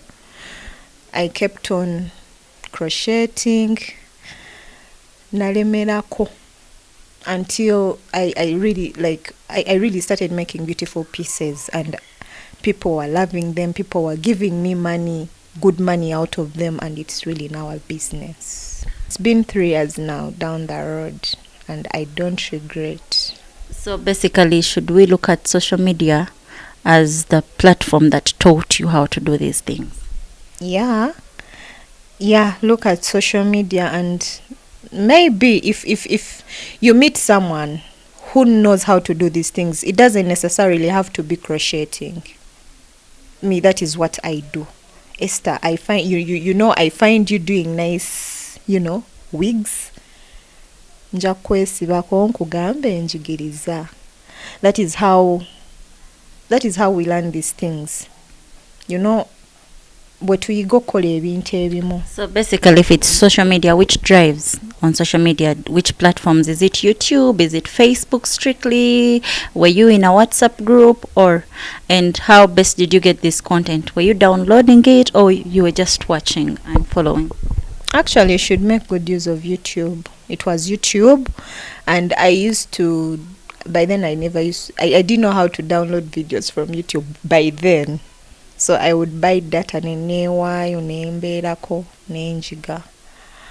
But YouTube ne Facebook kubeerako kurakuba bye bintu bye tulaba noyitako no ignoring, you know, but these things are really helpful. Social media is really helpful, but YouTube really taught me a lot. I did not go to anyone kuba gwe nali nsaba help sente ze nali sijja zisobola, nali sizirina naye ngate nawuliranga nali njagala okuyiga. So nze neesalira amagezi nga nze Angel nengenda ku YouTube ye yanjigiriza kati, because nange ng'omuntu ndi a bit creative nenyongereramu creativity yange kintu nenkigaziya. So if I was to give you an office job right now and crochet, what would you choose? Crochet. Let me tell you something, and on the honest truth, I used to admire those girls who put on those sharpshooters, you know, nga negomba office jobs. Era nkyabegomba bambala ne banyumira. Naye sitting and waiting for a monthly salary is not a bad thing. Mubo ino omulimu gwokola. Naye nze mune mukazi wattu, sente zange ziyingirawo anytime. Oli ajja n'akola order n'otuula n'okola ekintu kyennaku bbiri. So how much capital do you actually require to kickstart on a crochet? Because tulina abavubuka bangi out there that would say, I cannot afford, you know, because we are seeing a machine here, you know, they could maybe see all this and get scared from starting. How much money does someone need to start a crochet kind of business? You don't need much. Surprisingly, in the ewuzi etandikirwako is just 2,000. Ekinene nnyo because of COVID-19, it's 2,500 shillings or 500 shillings, 2,250 ewuzi etandikirwako. I'm sure like ezo omuntu asobola okugezaako zifuna si nyingi. Nze we natandika n'emitwalo gyali 2. Eno mashini yange nze yagyegulira, tewali yagingulira. Ninatandika n'emitwalo 2 n'engula ewuzi n'entunga bye natunga ne bivaayo nga we byavaayo. Nengezaako bikuba I used to market them, nembi marketing and ebitambula nengula ewuzi endala nenkola nabyo nembitunda. Nzo nagezangako nyoguza abantu abandi okumpi because ainabo tebasobola kunjajinga, you know, bali bamanyi ntandika butandisi. So they used to support me a lot. So sente zavangamu nga ngula ewuzi n'entunga nengula ewuzi n'entunga. I have a shop, nina edduuka eryange nengeri edduuka livudde mu wuzi ezo ze mulaba. Omwana wa nyabuti gye wanoonya kakati ogoberera nnyo batuzaala.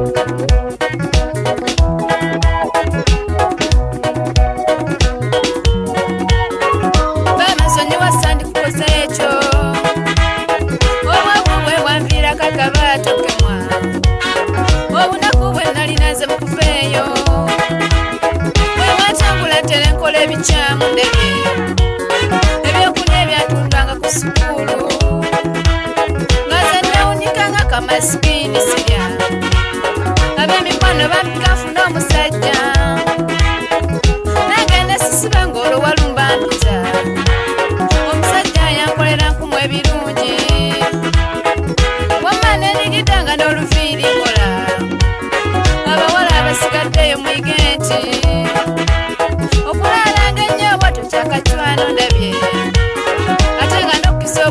tufeeko nze sanga nandimazeewoko ku kabanga ndabye era nga kinkoze bubisi nga nazaala baba nasigaza picha ku lwange ndabye wulira amaanyi ganzigwedde mutuyidde duniya ewamerera nnyo naye siriimu aluma owankutwalewo okulaba ng'owona kuba siyinza kuleka lukute nga ndaba oba tugende tulabe jjajjaffe mukonda tusawuleko kubanga bambuulidde nti alina n'ejjembe libitangira katugende tulabe mukonda ejjali mukonde byebikize tontawaanya ekasenge kyemmanyi nze mpulira akola eyo oligendeyo kululwa oweka kati nno situka nkutwale mutaso amaanyi sirina mukulu wange basiyinza kuleka lukute nga ndaba ate tetulina transpoti wadde nga sirina siringi mu nsawo onontuusa otya tewetawaana ekankuweke wankiri nkutuse ku kkubo ani anaatujuna ffe bankuseere ababoda mulimu abatakuza ttima onoomanyirawo omutuufu yaani ajja kunkwatirako nkutuse ku mpeke kale nzikirize naye si kyangu ate taseyamba nnyo okikkirize kola naye nze kyendabye tetwandigenze kasita bategeeza ekituufu kyennyini singa banzigyamu olusujjasujja n'abasawo babeerayo batendeeke nnyo ekyo nkimanyiko mukulu wange tutere tuyanguwe nze mpulira okema amanyi mpulira ganje bulidde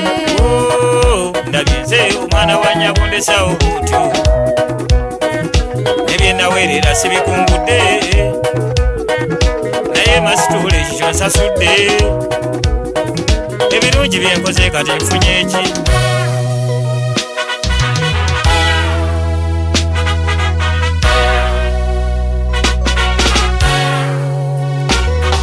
simanyi byenjogera oba byebituufu oba osanga nga ndi mu kirooto mwanyinaza olutuuse mu kkubo nanjabulira simutaasizza ng'abawala muli babi nammwe abasigaddeyo muyiga ekyo mugenda kwetuza abazadde kubanga mwekole ebitabasaanye mujja ne mumala siringi omuzadde n'ali munywa akasukaali kaazaweerera omugunju abaana baluno omufuuse kaasa balala abadda na mbuto eyagenda okusoma katirabe ekyo omuzadde ekitaakukyawe nga n'emikisa gyo gikwesazeeko bangi nnyo bafa siriimu n'owange mulabye kati amulidde mu nsi muno nsigadde bwe nti naye agoberedde nnya batuzaala kokole ntya kati mukwano ekibanja twakisinga mu bulwadde n'abannaffe batubanja simanyi omulambo gunguziike waani ndabye omwana wa nnyabooki kye wanoonya naye leka nfuba enkuziike wali we tuyita ku lusebenju bannange bwe nkoze ntyo mwenamba bikidde ngenda kuziika ananyamba kyekiseera kutemulenga lindaga magombe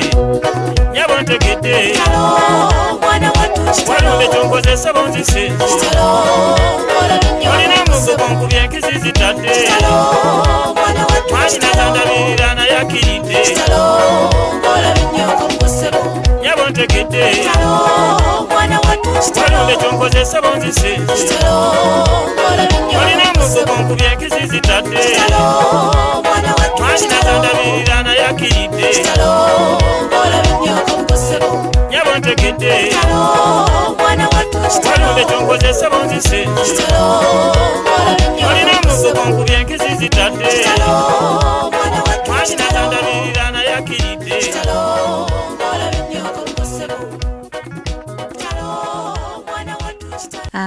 Called Namsimbi Esther Priscilla, Mama Adnan.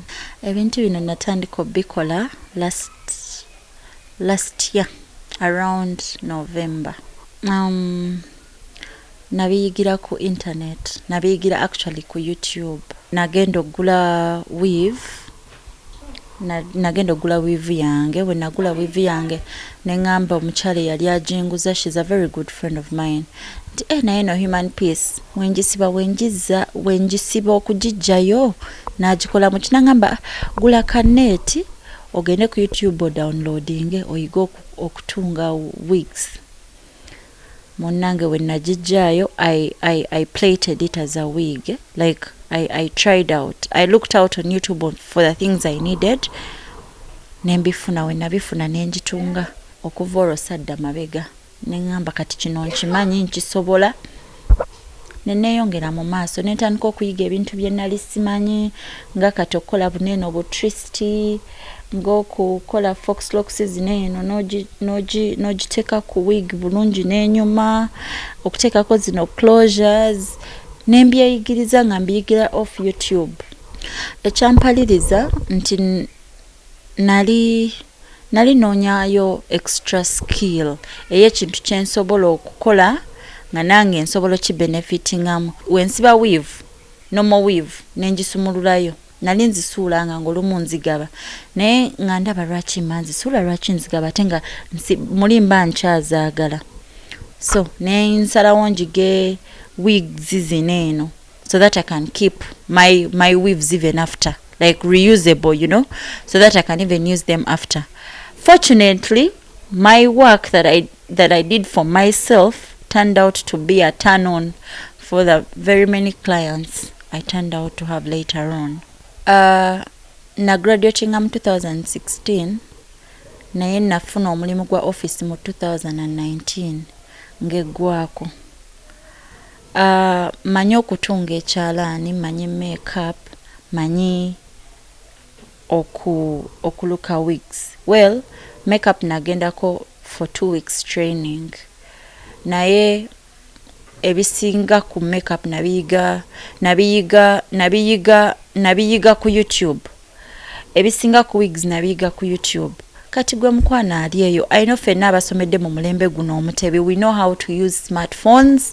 We very well know how to use those search engines. Instead of copying Kim Kardashian, keeping up with the Kardashians, blah blah blah. Tewenyoma, just discover yourself muliola. Oyagala nviiri, oyagala crochet, oyagala kutunga bitenji. Then womala okufinding out muli munda gwe kyoyagala okutunga, crochet oba wigs oba makeup, tosobola kubulwako kyoyagala.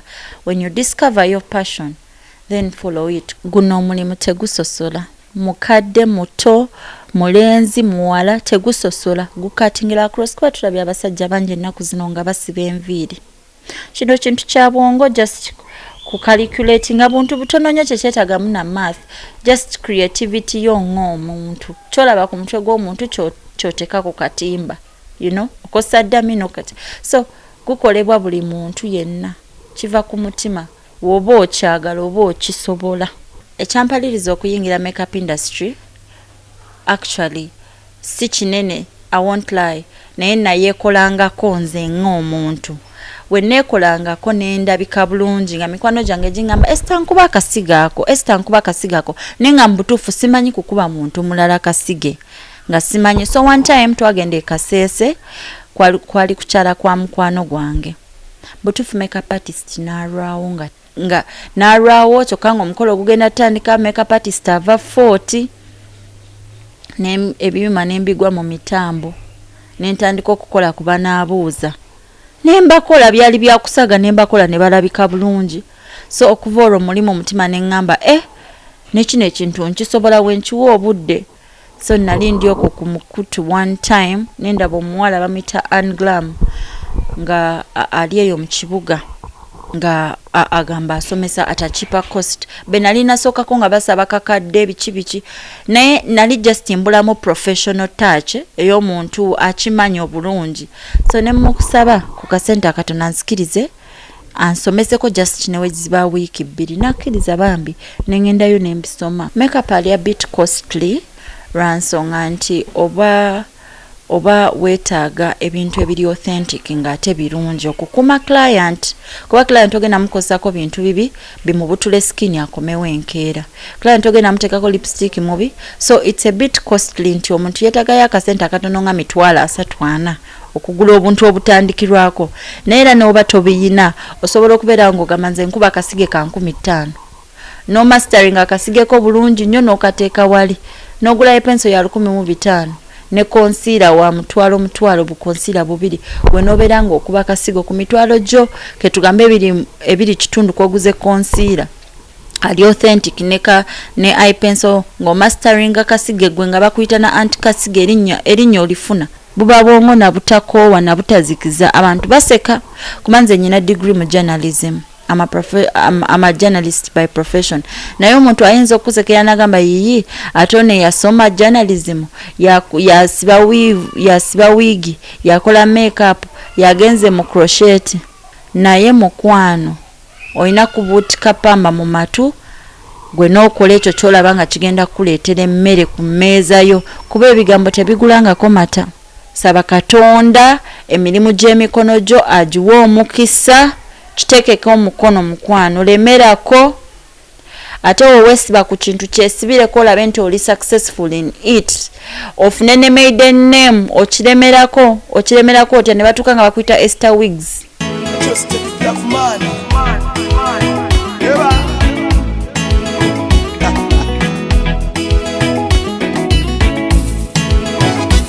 Katindabira nakupenda simanyi oba wankichenga baby you're my and me forever stick to me. Katindabira nakupenda simanyi oba wankichenga baby you're my and me forever stick to me. Oro binsanga ntemereza kumwana entagowa alimu akabisi kocherera kaka kamulisa and mama ye I love your sexy eyes. Oh mama ye by the moon I swear you're mine, you are mine. We cannot always build the future for our youth, but we can build our youth for the future. Those were great words from Franklin Roosevelt. My name is Ocheng Samuel. For the first ever edition of Youth Awareness Festival, we are going to be discussing 360 degrees of all issues that affect the young people, the young generation, which among others include social media, sexuality, self-discovery, and others. We are going to have a highly informative, educative, and above all, mind-changing and offering solutions to the young generation. Our great theme that we are moving on is I Have a Dream. And to dissect this great theme, I have a team of panelists and our special guests. We have students from Victorian High School. Viola Nakasaga, please come and take up your seat. You're most welcome. Another student, Babirie Shakira, all from Victorian High School.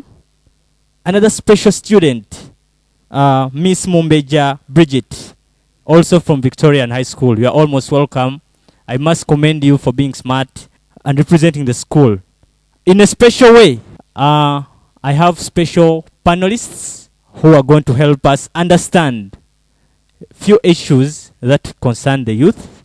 And in a special way, allow me, ladies and gentlemen, invite Miss Immaculate Eyotaro. You know, ladies first. Come and take up your seat. Just sit right next to me here. Another panelist, she is Namusimbi Esther, a journalist. Okay, another special guest, we have two gentlemen, Mr. Mugabi John and Apostle Peter Chisache Zimula. Please, gentlemen, come and take up your seats. You're almost welcome, our panelists. Once again, this is the Youth Awareness Festival, first edition, where we dissect and discuss issues that affect the young generation.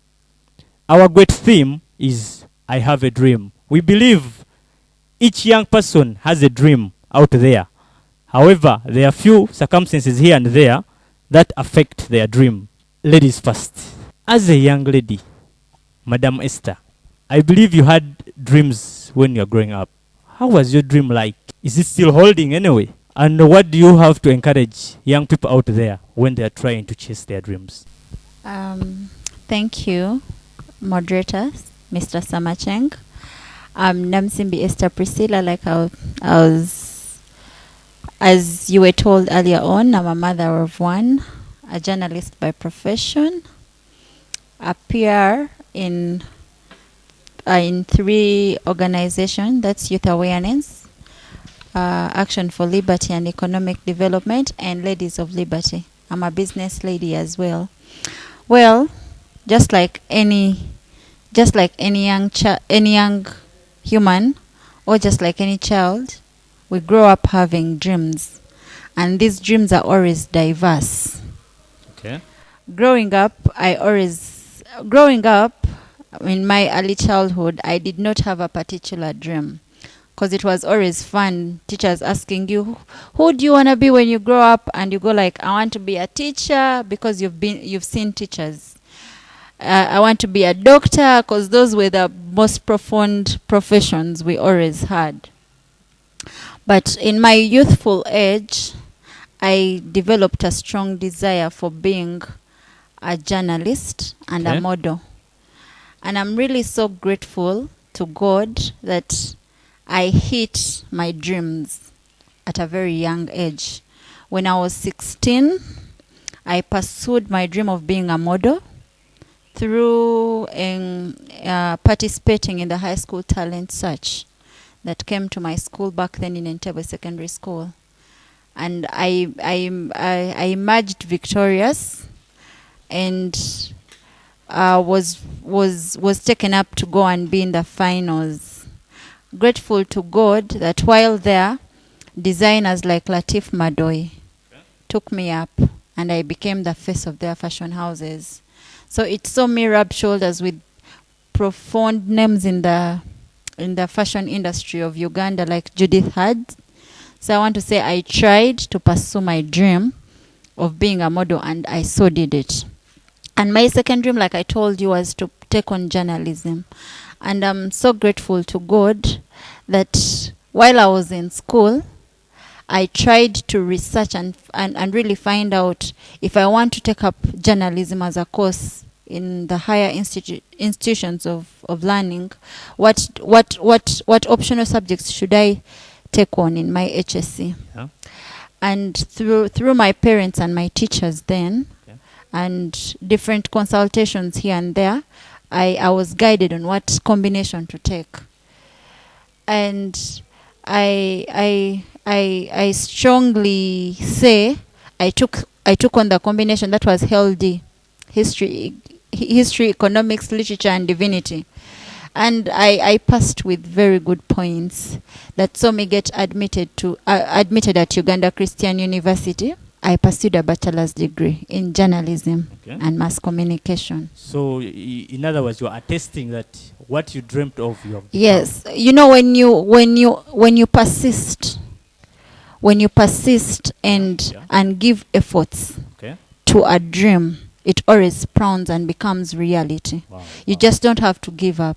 You have, first of all, if you table your dream, for instance, you want to be a carpenter, you have to make sure you affiliate yourself or position yourself to things that are in line with what you want to pursue. You want to be a carpenter. Visit the different workshops. Try to see how they where they place a nail, how they handle different machines, you know. You want to be a musician. How often do you expose yourself to lyrics, to different artists in the different genres, you know? How many genres do you know anyways, you know? So you always have to persist. First of all, it's persistence. If you persist on something you dream of being, or you dream of attaining in life, and then give it an extra effort. Okay, thank you very much. You can attain it. Yeah, we shall add on. Thank you. What I liked from your points, the environment is also very, very key when you want to shape your career or your professional etc. Yes, Ime, growing up, you also had dreams, just like we heard from Esther. Is your dream still holding, or your dream deviated or changed along the way? What do you have to say? Thank you, Sam. My dream is still holding, and I'm still working on it. Okay. I had two dreams in life: to become a lawyer and to become a leader. The first dream of becoming a leader was fulfilled right from the start when I was young. I became a leader right from school, and a leader right from home. Being a girl in a family of three children, but the only girl, 2 boys, I took up the role of being a leader of 2 boys who are older than me. By birth? By birth. Okay. So from there, it's when I started my leadership career up to today, that I hold as a youth counselor. Then in my education side, I think I've fulfilled part of it, and I've not done what I really wanted. I had a dream of becoming a lawyer. I really studied so hard, because I thought to become a lawyer you have to really read hard, be a bookworm. That's all I thought, but it was vice versa. I got really very good grades, but according to the points they needed in a law school, I saw it was going to become havoc for my parents financially. So I was like, yes, pay for what you will, and I'll do what I want. For my law career, I'm not a lawyer by profession. I'm a social worker by profession. But for the law, I decided to go and do a certificate in law, in administrative law, so that I get a bit of law that I wanted. At least I feel contented, yes, to do my social work. Okay. I feel contented. I did the bit of law I wanted. Though I never gave up. I think I'm still young and I still have time to go back and study the law I want. So I don't think have lost track. It's always having focus. When you're focused and determined and know what you want, you always get it. But when you lose track, you will never get what you want. I like the never give up bit that you brought him. That despite the challenges, financial, etc., you never get back on your dream. Socrates, John Mugabi. Thank you very much, moderator. For introduction, then you. Mugabi John Socrates, Director Action for Liberty and Economic Development. So much privilege to be part of this panel and also to share with the young people or the youth in particular. And we, as Action for Liberty, this is our mission to see that we work with young people to define, first of all, their dreams, to enable them live in an environment which make their dreams able to be achieved. But I also want to mention this, that it took me time to know who am I and what is my purpose on earth. Because I grew up in a humble family where my mother believed that a successful person is that person who has a house, a very beautiful house, a vehicle, and also is able to help the family. So you mean they are part of success? And that's what was their success. And whenever we had a neighbor who built a good house near us, my mother could search for that profession and say, he's an accountant. My son started to be an accountant. When he was working in the trade center and someone comes with a big vehicle and is an engineer, said, be an engineer. But however, my focus was on becoming an astronaut. I wanted so much to explore the universe. That's a unique one. I concentrated so much on physics and math, or sciences in particular. And until senior 4, when I passed very well the sciences, but within me, I discovered that I wanted to live life living with people, always being active in community. And I also discovered that the profession which I wanted to do, it's basically isolated profession. You work alone and what. But my feeling, my interest and passion was for working with people. So I wanted to change the profession, not even to take the sciences at A level, but because my family was more convinced that if you want your son to get a job earlier when he finishes university, let him take sciences. So I had, by default, by force, I had to take the sciences. So Apostle, what do you have to say? Are you living your dreams? Well, thank you so much. I first want to thank you for the topic chosen today. And I believe it's one of the challenge in our society, especially in the young people. My name is Apostle Peter Chisache Zimla, a pastor of Arise and Shine Glory Ministries International and the founder as well. And I'm also the CEO of Apostle Peter's Foundation. I work with Uganda National Chamber of Commerce in Entebbe. Okay. And I also work with youth awareness. So I want to thank God for today. Being a pastor, I want to thank God to deviate a bit from everybody. It's because of the dream and that I'm in this place. Meaning that partly I'm walking in the dream. But allow me also to give just a simple definition, because someone else who is watching us out there may be wondering, what is a dream anyway? Okay. A dream is an ambition, it's an aspiration or an ideal. There are also other dreams, like a sensation when one is sleeping. So I believe that particularly today we are talking about the ambition, the ideal, and the inspiration. Very good. When I was growing up, it was not my dream to be a leader. I was born knowing I'm a leader.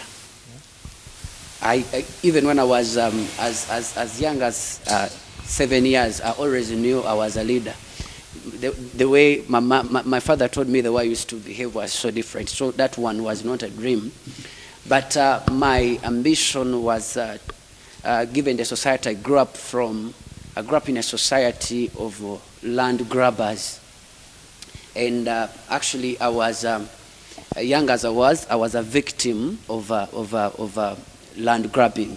Our land was taken up by some people who came and grabbed it from us, especially after our dad had passed away. And from that day, I got an ambition of becoming a lawyer. I wanted to be a lawyer. To fight injustice. To fight injustice. Okay. To be a voice of the voiceless, those are the orphans and widows. Yeah. Because it was so hard for us to find a lawyer, we did not have enough money to facilitate those lawyers. I felt like this is what I want to do, so that I can not only save my family, but also there's so many suffering orphans out there and widows who are going through such injustices. So through my education wasn't so easy, but that was my ambition. 2, I had another dream of becoming one of the famous and powerful musicians in the whole world. I like that. That one, I am still doing it. I'm a good songwriter, I'm a composer, I'm an artist. I do that. And number 2, I also, 3, I wanted to also to be one of the prominent film actors. I'm a very good actor. So one of these days I'm going to be producing one of the greatest movies that will catch the entire world. Wow. Yeah, I believe. Nice to hear. But along, as I was doing all of that, of course, I've worked with Waterfront Fusion Band. I've sung with some of prominent singers like Kabasita Maureen. I've sung with Irene Nambilu and some other like Samali Matovu and others. I've sung with Judith Babirie. I was once a backup, especially when Pastor Mtabi used to invite her this side of Entebbe, and I would be part of her backups. So that's the way I have come. Partly of the music I have achieved, and I'm still pursuing it. For the lawyer, along the way, because of money problems, I got a bit stuck, but that's something I'm still fighting because I have to do it. On the talent part? I concentrate on the talent part, but that's not a dream I've given up on. I am actually pursuing it, and I know one day I'm going to achieve it. Okay. Lastly, what I can say is you may want to say now, that's what's your dream, but now you're also a pastor. There's a difference between a vision and a dream. A vision is God-inspired. It's much of a spiritual, but a dream is an ambition. It's inspired. It's an inspiration that comes from within you. Yeah. Something that you're born yearning for or desiring. On the achievement, I would say there is always a big gap between what you want to be and the actual reality. True. So it means that it is a lifetime persuasion. You keep pursuing it. It's not something you get in a day, but it's something that you pursue on a daily basis, almost until you die.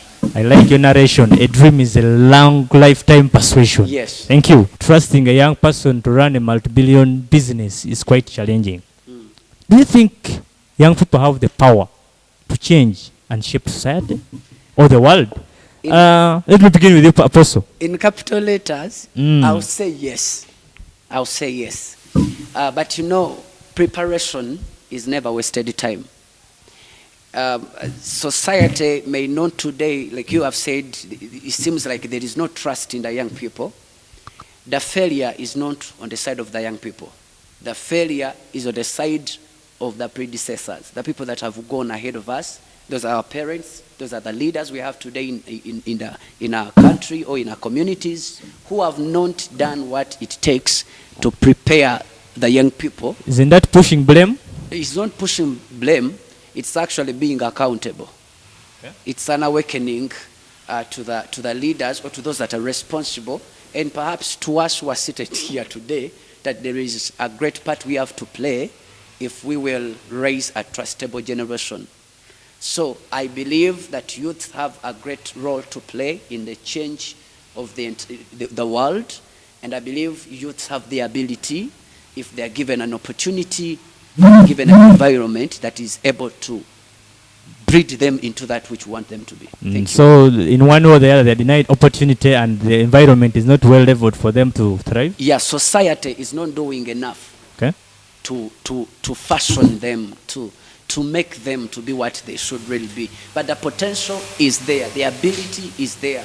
Everybody is born with the ability to change anything, to do anything in Yeah. life. Okay. But if he's not given an opportunity or an environment to grow into that which he should be, it becomes very impossible. Ime, what can we do to shape that thinking, to build the trust, most especially for the society, for the young generation? I think it starts with us. Okay. As the youth ourselves. Mm. If you don't believe in yourself, don't expect anyone to believe in you. That's true. If you believe in yourself, everyone will believe in you. So I think the youth, we have the ability. We have the voice. We have the energy because we are young.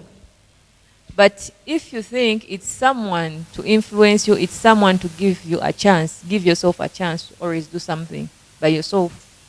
Don't wait for someone to push you or to mentor you. Be yourself. Once yourself and everyone gets to know, Sam is like this. They'll believe that Sam is like that and that is. Don't do something to impress others. Okay. Do what you think is good. And that's what I think leadership is all about. So you create opportunities. You don't wait for opportunities to look for you. Okay. John, take it on. Yeah, thank you very much. I call myself a libertarian because libertarian philosophy is about discovering that when you were getting created, God was not selfish. He put a skill, a talent, passion, which always, if you discover it, becomes your capital to either your greatness or achieving what you want. As you've said, why are the youth with their potential and capacity to change the society? We look at the institutions in place, most so the education system. What is it giving to the young people? We have an education system which pumps ideas which are outdated, which pumps knowledge which cannot work in our society, and which indoctrinates and gives students the mentality, or the youth the mentality, that there is a big group which has to give me what I want. And the education system positions government as the only giver of success. And that's why most of the young people are so much looking at government as their life changer. But if the young people are to change, first of all, is first to ask a question: who are they, and what do they want to be? Okay. They may not have someone to push them, but where you don't have a mentor yourself. And so I would like to say that as the young people, we have the inertia, that energy, which is in us, but it has not yet been utilized. The best thing to do is to start provoking ourselves that what can I do with my good voice? Yeah. What can I do with my dancing? What can I do with my good writing? And what can I do with my efforts to arrange or to fix something? And when we understand that, we start asking, how do I become the best in it? At the end of the day, we shall change the society.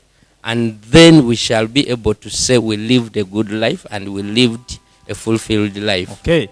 I like the rhetoric questions. What can I do? What can I do? What can I do? I think that is the question that every young person out there can ask themselves to find out, what can I do? What can I influence? How can I do differently?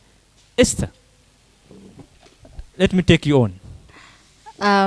I think in present society, yeah, it would be an underestimate to say that the youth cannot actually shape tomorrow. Okay. Because the youth of today are the tomorrow that we look up to. First of all, we hold the biggest percentage on the population in the entire world. So we are actually the generation that everyone looks at. So the power and might is in our hands. But how best do we hold the mantle and shine with the mantle? We have to believe in ourselves, just like everyone said. It all starts with us, believing in ourselves. And when we believe in ourselves, then we position ourselves. Okay.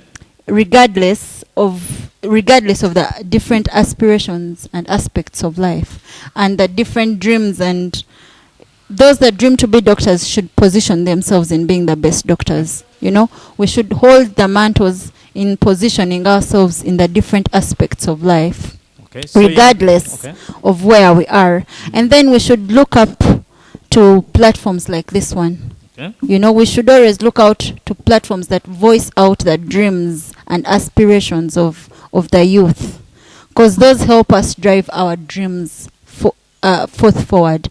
Because if you look at a platform like Youth Awareness Festival, all of us seated here are youth in that age bracket, and we are trying to drive our dreams into advocating for the rights, trying to educate, trying to speak for the different youth out there. So it all begins with us standing out and knowing that we really actually stand out. Then look out for these platforms. Then knowing that the mantle is actually in our hands, but how best do we get it shining for even the other generations out there to see that the youth are here to stay, and the youth are the drive force that the world needs right now. I like your strong words, positioning yourself, positioning yourself, positioning yourself. Allow me, ladies and gentlemen, to have a break and we go to Studio B. Thank you.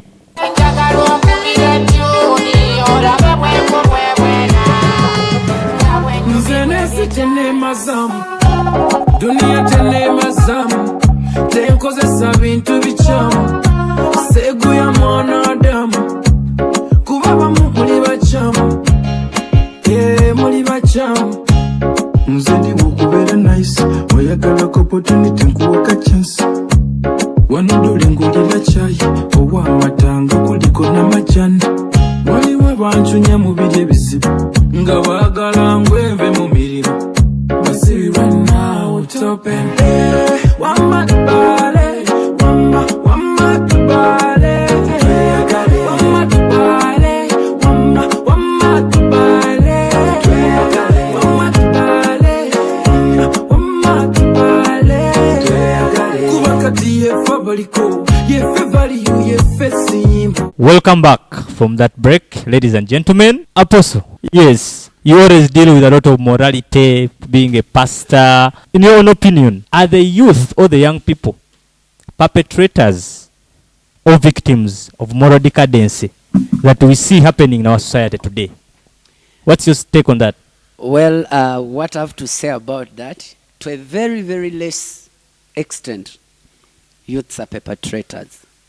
But they are 100% victims. When you say 100%, you are taking out the other extent.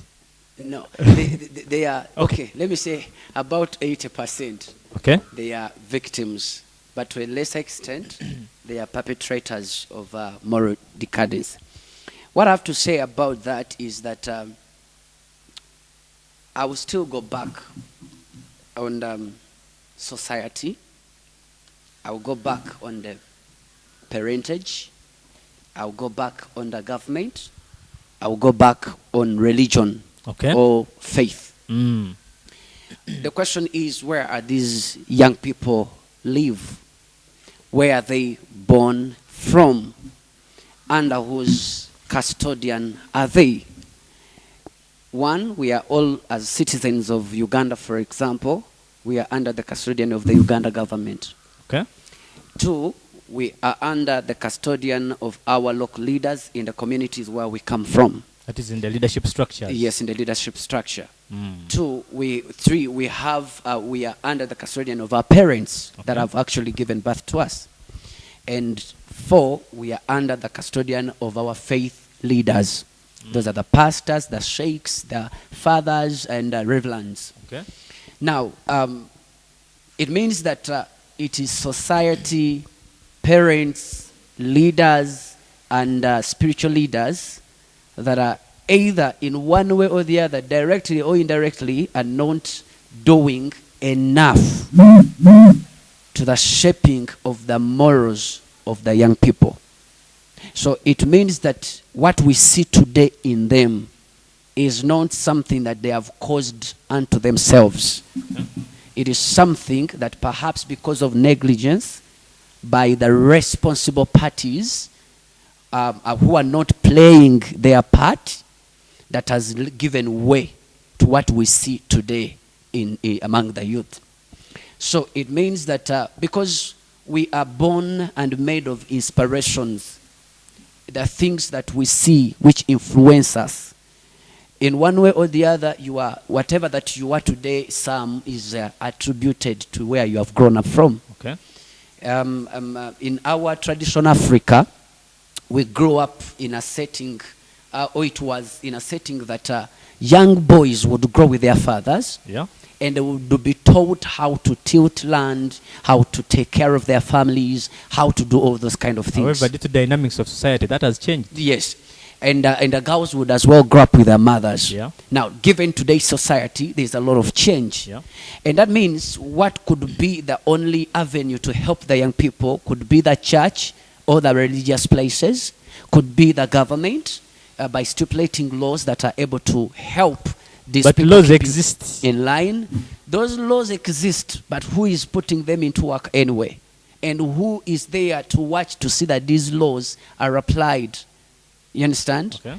Because as long as we have a society that also celebrates certain things that were not celebrated in the traditional Africa, it is giving an explanation that society allows moral decadence. Okay. In this, what do I mean? We have TV stations that play music, that display girls that are half naked. You understand? And nobody in the government or in the religious places is coming out to talk about that. Yeah, yeah. It means that we all agree with it. And it means that all our young children that are in our homes, that are watching these TVs, will grow up knowing it is okay for someone to dress half naked. Yeah. It is okay for someone to have his breasts out. Today it is almost legal that if you want fame, perhaps you will have to, especially to those that are on media, those are in the art industry like music and what, you have to do something, release nudity photos and videos and that kind of thing. Yeah. You understand? So it means, and so somebody who has done that is celebrated in the community, is seen like, wow, this person, everybody will share that video or photo. You understand? So it becomes like, it is an inspiration. Someone is somehow, he's inspired to say, oh, Mbanjagala kufuka famous. This is what I'm going to do. Okay. You get what I'm saying? Yes, so yes. we have the society, as I summarize, society, church or religion, and families have contributed so much to the moral decadence, and this has affected the young people. So the young people are 80% victims. To the ladies, I don't know who will go for it. You know, when we talk about victims, the young girls or the ladies are always on the front line of being victimized. Yeah, Ime, tell us, what do you have to say? I think we, the young ladies, we are always victims, not because of the upbringing, but at times the environment we live in, and our brains at times. Okay. The age we reach in, because every young person, be it a girl, be it a boy, has somewhere in life where he goes into the adolescent stage. You may grow up with both your parents, but when you're the worst child on earth, if I can use that word anyway, the worst. But you may find someone who has grown up with a single parent, and she's always, or he's always the best person on earth you can ever find. But it all goes back down. It zeroes down to parenthood. During the adolescent stage, whom are you staying with? Because most of the times, the students, like the ones behind us, are always at school. They're in boarding schools. And that stage of age is found when they're in school. Yeah. So at that time, who is to blame? Is it the parent or the teacher? Or is it the student or the child himself or herself? So the upbringing right from home, the society where you've grown up from, the environment, the kind of friends you have, also determines the character and the moral upbringing. Yeah. Okay. So when you choose the best, you always have the right people around you. Yeah. You always have a right positioning. Okay. When you have friends who take drugs, you will take drugs, obviously. You will say, I don't take them, I don't take them. But when they smoke, you take in the smoke of a drug. You inhale that. You will always have those weird characters. And someone says, if you have friends who are thieves, you will become a thief. Even if you don't, Tell whenever you're moving, tell me your friend and tell you your characters. Yeah. So I think, and for us, the girls, it's worse. If you have friends who sleep in bars, you're going to sleep in bars, obviously. And they also have a saying that maybe if you have friends who have children at a younger stage, you're also going to have the children. May think it's a norm. It's a norm. Yeah, it's a stereotype in the community, but not what it's all about upbringing. So you have the right upbringing. In your opinion, are you victims or you are perpetrators? We are victims. To a larger extent. To a larger extent. Okay. Yes, Esther. I would not deviate from the former speakers on that particular topic, but I want to say, if we sit here and to speak of morality, then it is on a wide scope. Yeah. Because, yes, I would love to take you back to the question. I think to a larger extent we fall victims, but on the other hand we are also perpetrators. We choose. In life we always have a choice. As a person you have a choice to be who you want to be, and you have a choice to reject what you do not want to be. Like I told you, I was a model. Yeah. I was exposed to the world of what Apostle said, people who put on half naked. I used to be in music videos because I was a music vixen. But that did not see me sleep in nightclubs. That did not see me tattoo my body. As you can see, I'm a mother at this particular time, in like this moment in time. Yet there are girls that are vixens and they're out there taking drugs. They're out there sleeping with every guy. They're out there having tattoos. So I will take it to choice. Everyone has a choice in life. Yeah. But we do not have to forget that when we are speaking about morality, it's not a one-man's army. Growing up, what people call a kike right now, children belonged to society. I did not belong to only my family. I belonged to the entire society. In that, if my neighbor found me with a boy, they had the mandate to discipline me. At this particular, however, that is changing. Yeah, that has changed. Right now, you discipline someone's. Yes, right now you discipline someone's child.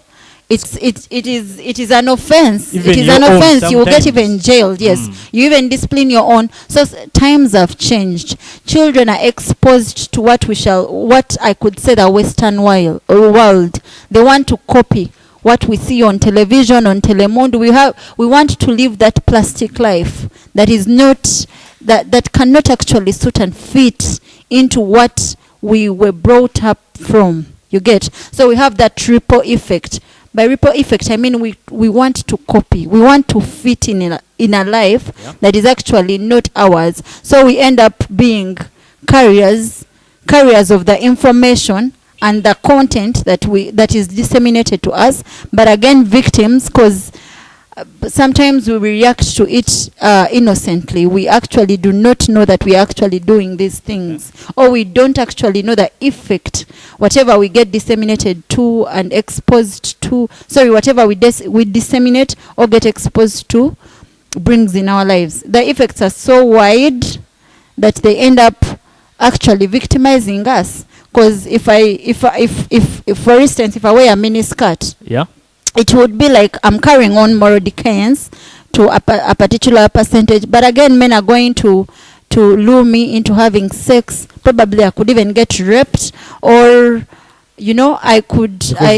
Exactly. It brings in some different image. It's an incentive towards sexuality. If I try to plait colored hair, for instance, if I woke up one day and I went and had a white weave on my hair, everyone would call me a prostitute, even if my intentions were strictly to look like Kim Kardashian or Courtney. You get? Someone out there will say, "Oh, you're Malaya," and not. Lastly, the Baganda have a saying that goes, "Embudi diretefa yonna." The mantle, for lack of a better word, I think the mantle of impacting morals in children starts with the parents. It starts with the home. It starts with the family. Charity. Yes, like they say, charity begins at home. Because if my mother had not impacted values in me as a young girl, probably when I went into my modeling career, I'd be having tattoos all over my body. maybe I would not have known the value for my body. Maybe I would still be taking marijuana. I would be that girl that has piercings all over. But I always had that moral backbone that my mom told me I should not do this. My mom, so it always comes back to the family. It comes back to the elder siblings in the home. It comes back to the parents. It comes back to the grandmothers, to the aunties. We are the ones to impact into this generation the morals that we desire to So all of us seem to be agreeing on parenting, morality starting right from the base at home, among others. John, to start us on social media, it is another vice that is eating up the young generation. Yeah, thank you very much. I would like to slightly divert with the generally accepted kind of moral. First of all, we look at the morals. These are generally accepted values, beliefs, and maybe behaviors of a certain society. Yeah. And one of the speaker or the panelists also talked about the laws which we need. But the question of morality in most cases is not answered by law, but by responsibility. Yeah. If we want to be a very morally upright society, we must first look at generating a responsible generation or youth. First of all, I don't want to live in a permission society where I have to be told to do this and this. And I also want to have my liberty to do what I want, but with the responsibility not to step on someone else, but also to enjoy. But sometimes young people abuse the liberty. Young people abuse the liberty because they are not responsible. But when God was creating us, He told you this is your body and this is your life. You must be responsible to keep it and also respect it. But however, there is one thing which we must look at. Do we need more laws to make a society more moral? Or do we need to look at the responsibility side and then raise a society which we all agree with? For example, I would say the problem of the young people, which we say they are the perpetrator and sufferers of the moral decadence we have, is only about irresponsibility. I grew up with my mother. There are many things, 98% of the things, they never told me that this is bad. But through growing up as a responsible person, I knew this is bad, this is not bad, and I took over. And that's how I was living. But I also look at the society. We are living in the society which is changing. And what is called morality is the difference between the age in which our grandparents lived and the age which we are living. That gap now makes a definition of what is called morality. Yeah. When you don't kneel down for your parents, it's called, because they used to kneel. When a child used to belong to the whole village. And there is a WhatsApp and that's what is called look at morality. Kneeling as old-fashioned. To what extent has it influenced morality amongst the young people? And how best can we optimally or better put social media to good use? Yeah, first of all, social media is not a platform for everyone. It's a platform for a responsible person. Yet I have my smartphone and my data. Yeah. How do you say it's not my platform? And yeah, it is now, because responsibility is about how you are going to use it and how you are going to use whatever you have. You may finish it or you may let it finish you. Social media is one of the greatest platform and innovations we've got in our generation. And many young people out there, they have utilized it maximally. And they have changed their lives, they have changed their society, they have created their business. They have spoken to 1,000 and 1,000 because Facebook has more than 2 billion people who demand for service and goods, who want leisure, who want what. But how are the young people in our country using the social media? I always quarrel with the young people. Every week I just see they put a picture on Facebook and they say, I'm slaying. And the next month you also see that young person slaying. And the next time you see is say, Ani Andabiewo, I'm looking for a sugar daddy. Which may be good for her, but also there is a better way how they can use that. And there is that responsibility which I need. I would like to say social media is not the cause of immorality. Social media is a platform which anyone who is prepared to achieve his or her dream can just use it, and it facilitates what you want to become. But for those who are not responsible, and for those who are not focused, and those who don't want to achieve their dream, they may use the social media like how you can use your home to spoil yourself. You can use your home to become a bar. You drink excessively. You can use your home to bring whatever beautiful girl you want, and then it becomes like a lodge. Yeah. But that is also the social media. all of us here and this platform, it's enjoying the beauties and the goodies of the social media. So I would only end by saying, as to the young people who are there, first of all, we started with a goal. Look at how your goal can be facilitated on the social media. There is leisure. I accept anyone to post and use it, but I also say put responsibility. When you go and only dig for pornography on social media, what would be the effect on yourself or on your body? Yeah. Will it be good or bad? Then you weigh. When you see the evil outweighs the good, then just leave it. Take the good and live a good life. Okay. But I agree that the social media is one of the best platforms we need to utilize. Ime, you understand that social media has now become the mothers-in-law, it has become the aunties, it has become the chief advisors of people's lives. Mostly to the young girls. What do you have to say of that social media and how best can they put it to good use? As you've said, the mother-in-laws, the girlfriends, the whatever, I don't think it's right.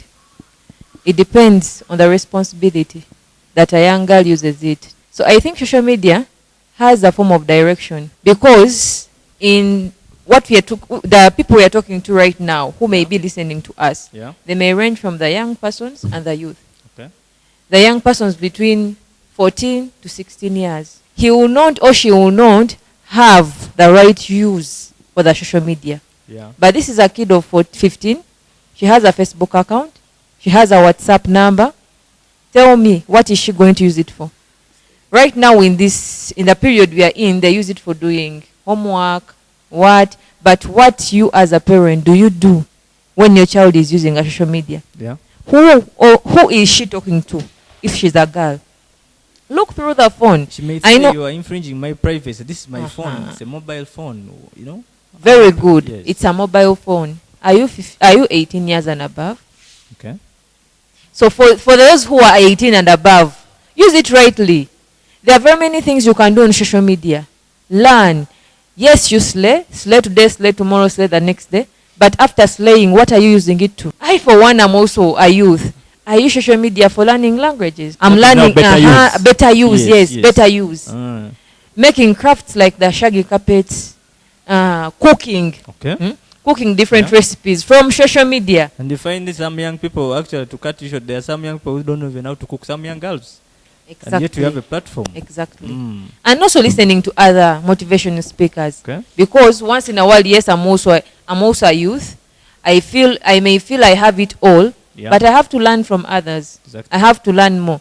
And what hurts me most on social medias, especially on the different WhatsApp groups, the young people are becoming, their moral decadence is increasing. They are using it to abuse people who are older than you. Yeah. Some, I may abuse you today, and the next day I'm finding you and I need you.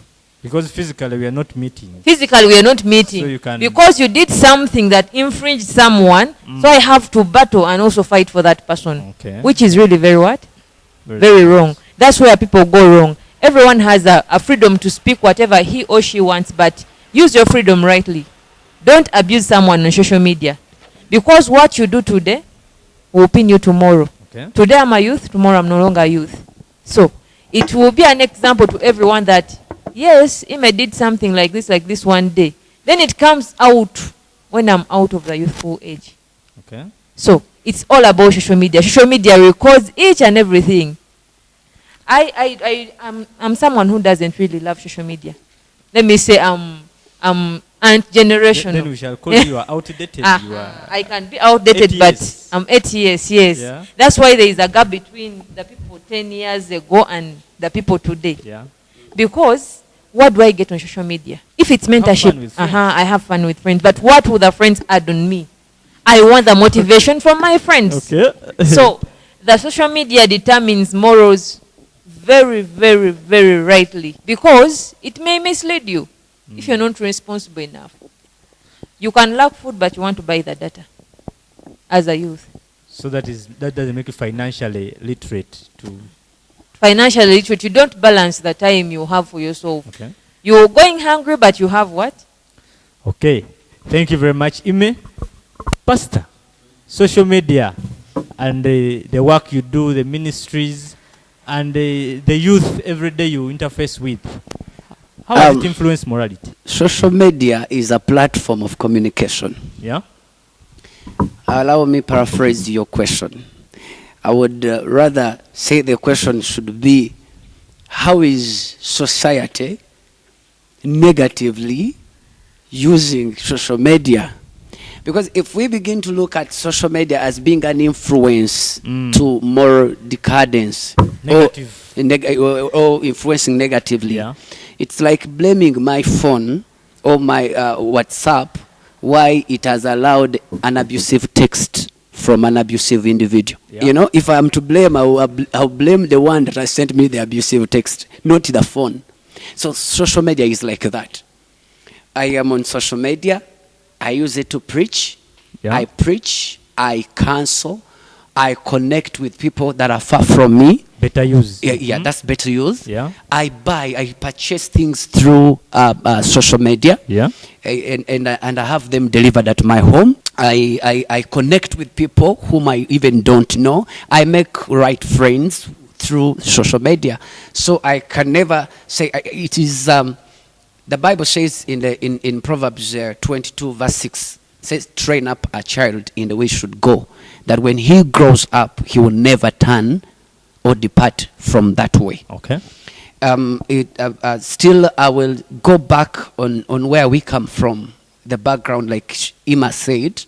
If you look at a child of 10 years back and the one that has been born in just recently, 1999, there, you will see a big difference among those people.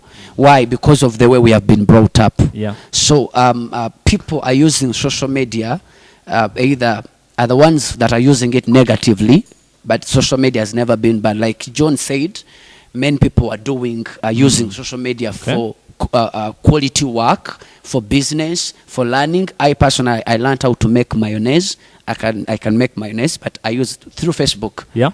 I was so given you learned the idea through... Yeah, through Facebook. Okay. You understand? But there is someone who goes on Facebook to do other things, you know? So still it comes back to where we have grown up from. As I wind up, I would say there's no better way to use social media than helping us be responsible enough and put to the right use of social media. So every young person that is watching us out there, when you go on social media, what do you use it for? Is it contributing to your life positively? Yeah. Are you even contributing to other people's lives positively? Yeah. Or you are using it to negatively influence somebody else? So social media is a transfer of information. It's a platform where we communicate from.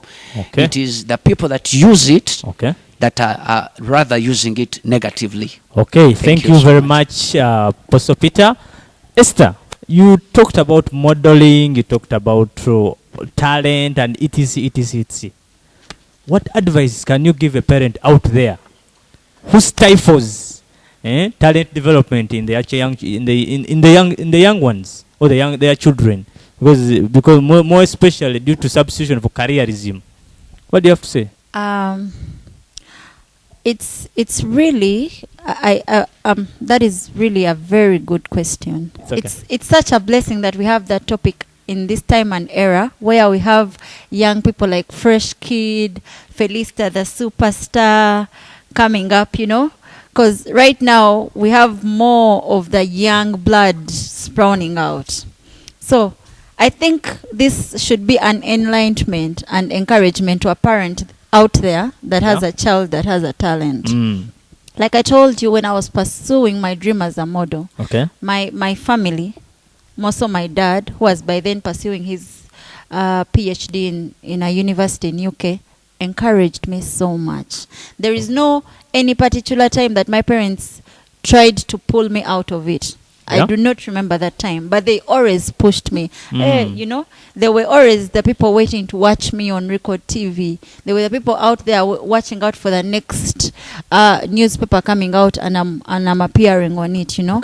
So to the parent out there, not every child that you give birth to is going to be successful through their education.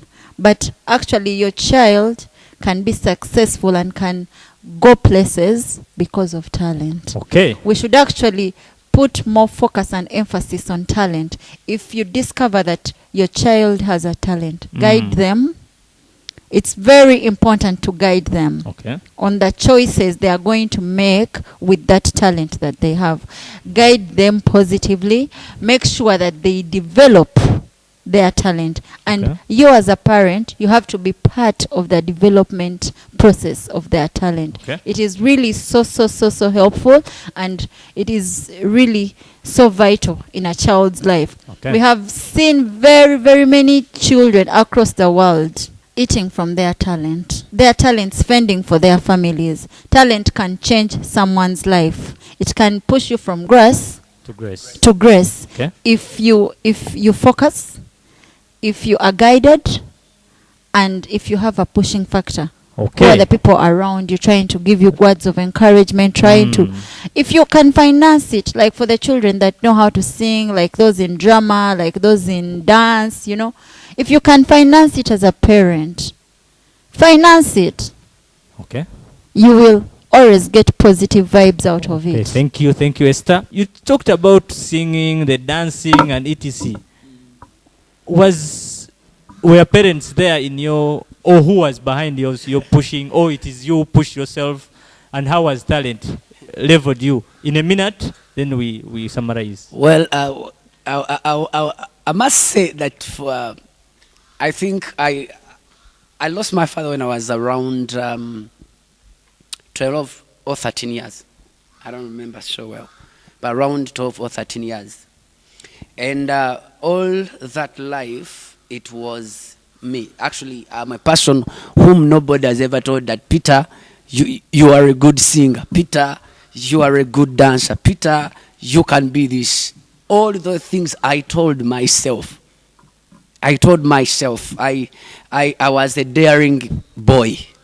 I almost did everything. I did sports, and I would say sports I'm not so good, but I would still do it. In school, I would always be the overall performer, because I would do everything. Athletics, football.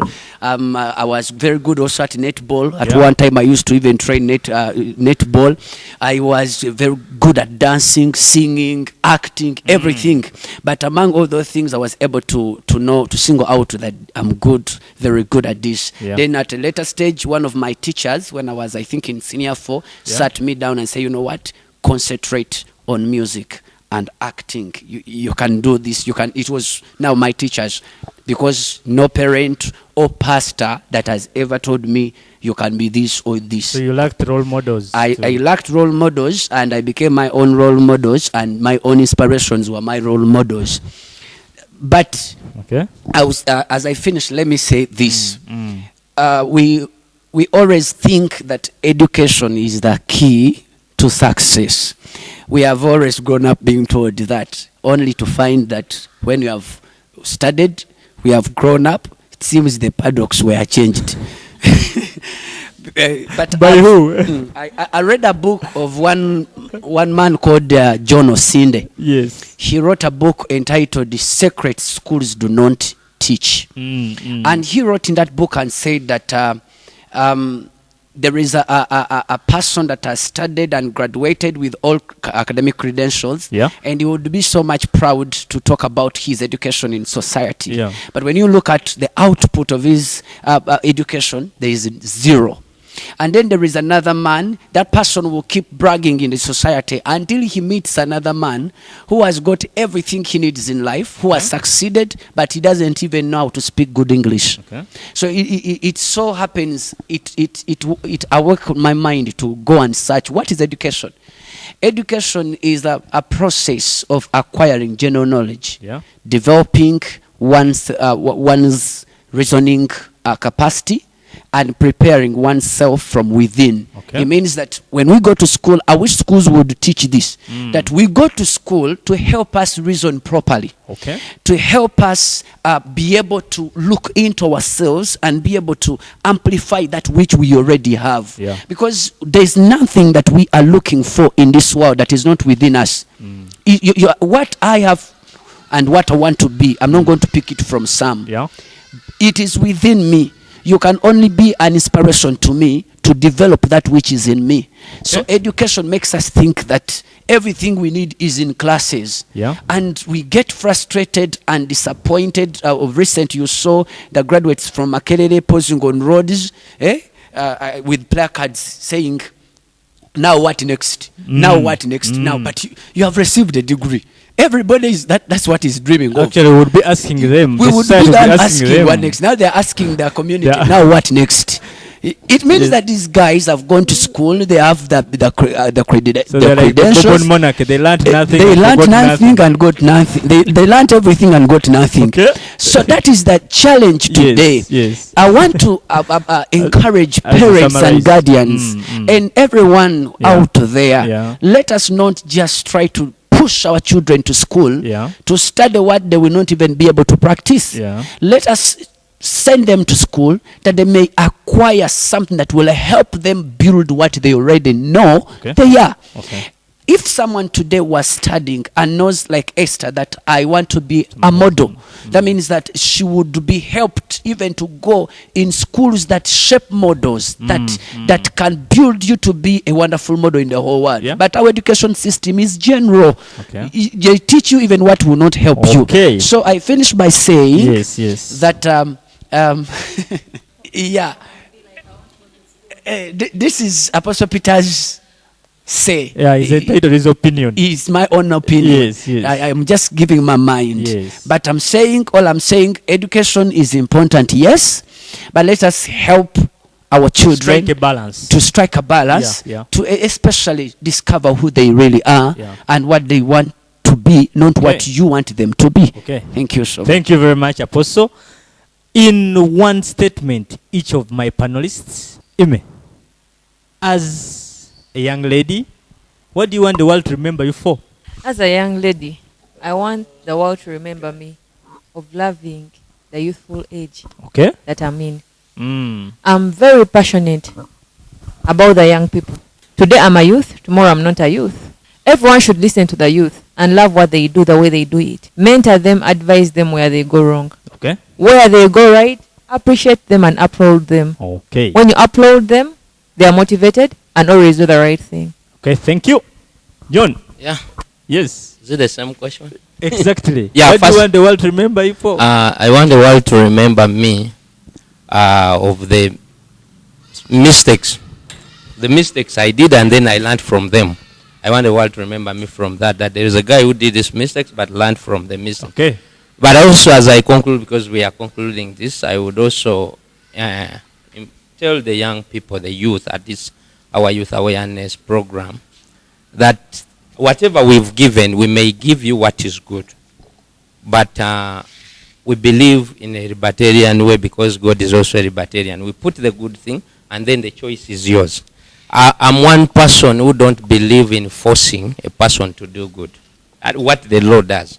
And that's how God is. God gives us the choice of what is, but to understand what is good and bad. But God will never force all of us to go to heaven. Gives you choices. You choose a heaven, but when you are forced to heaven, you are not fit to be there. So that I would like to conclude by that. Esther? I'm really so grateful for this great opportunity. Thank you for hosting me here. I would love the world to remember me as a great mother, because I'm already a mom. I like that. As a good wife. As a great motivational speaker. And a voice for the voiceless. At least I've been out there on platforms trying to speak for those that cannot voice their views out there. And above all, I'm writing a book on my life's journey. And I'm hopeful by October this year it will be out. Will the title be Growing Up as a Young Lady?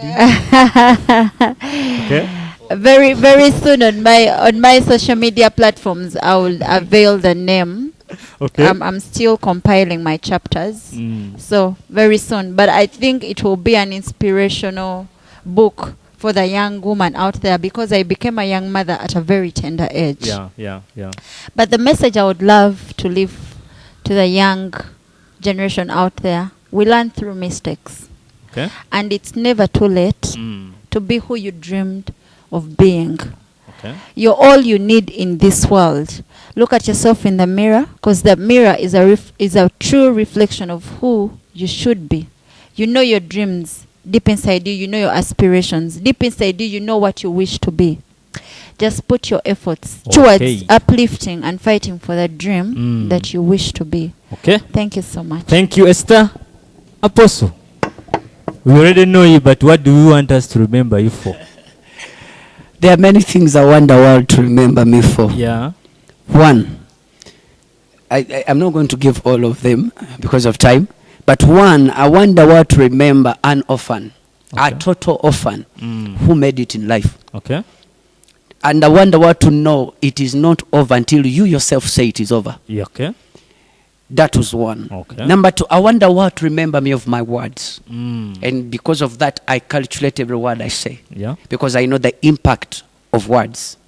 The whole earth was created, the heavens and earth were created by the word. A word. Yeah. So I know that my words are important. And because of this, I am doing all I can to use my voice and my words to impact, change, and transform somebody out there. I want to conclude by saying this.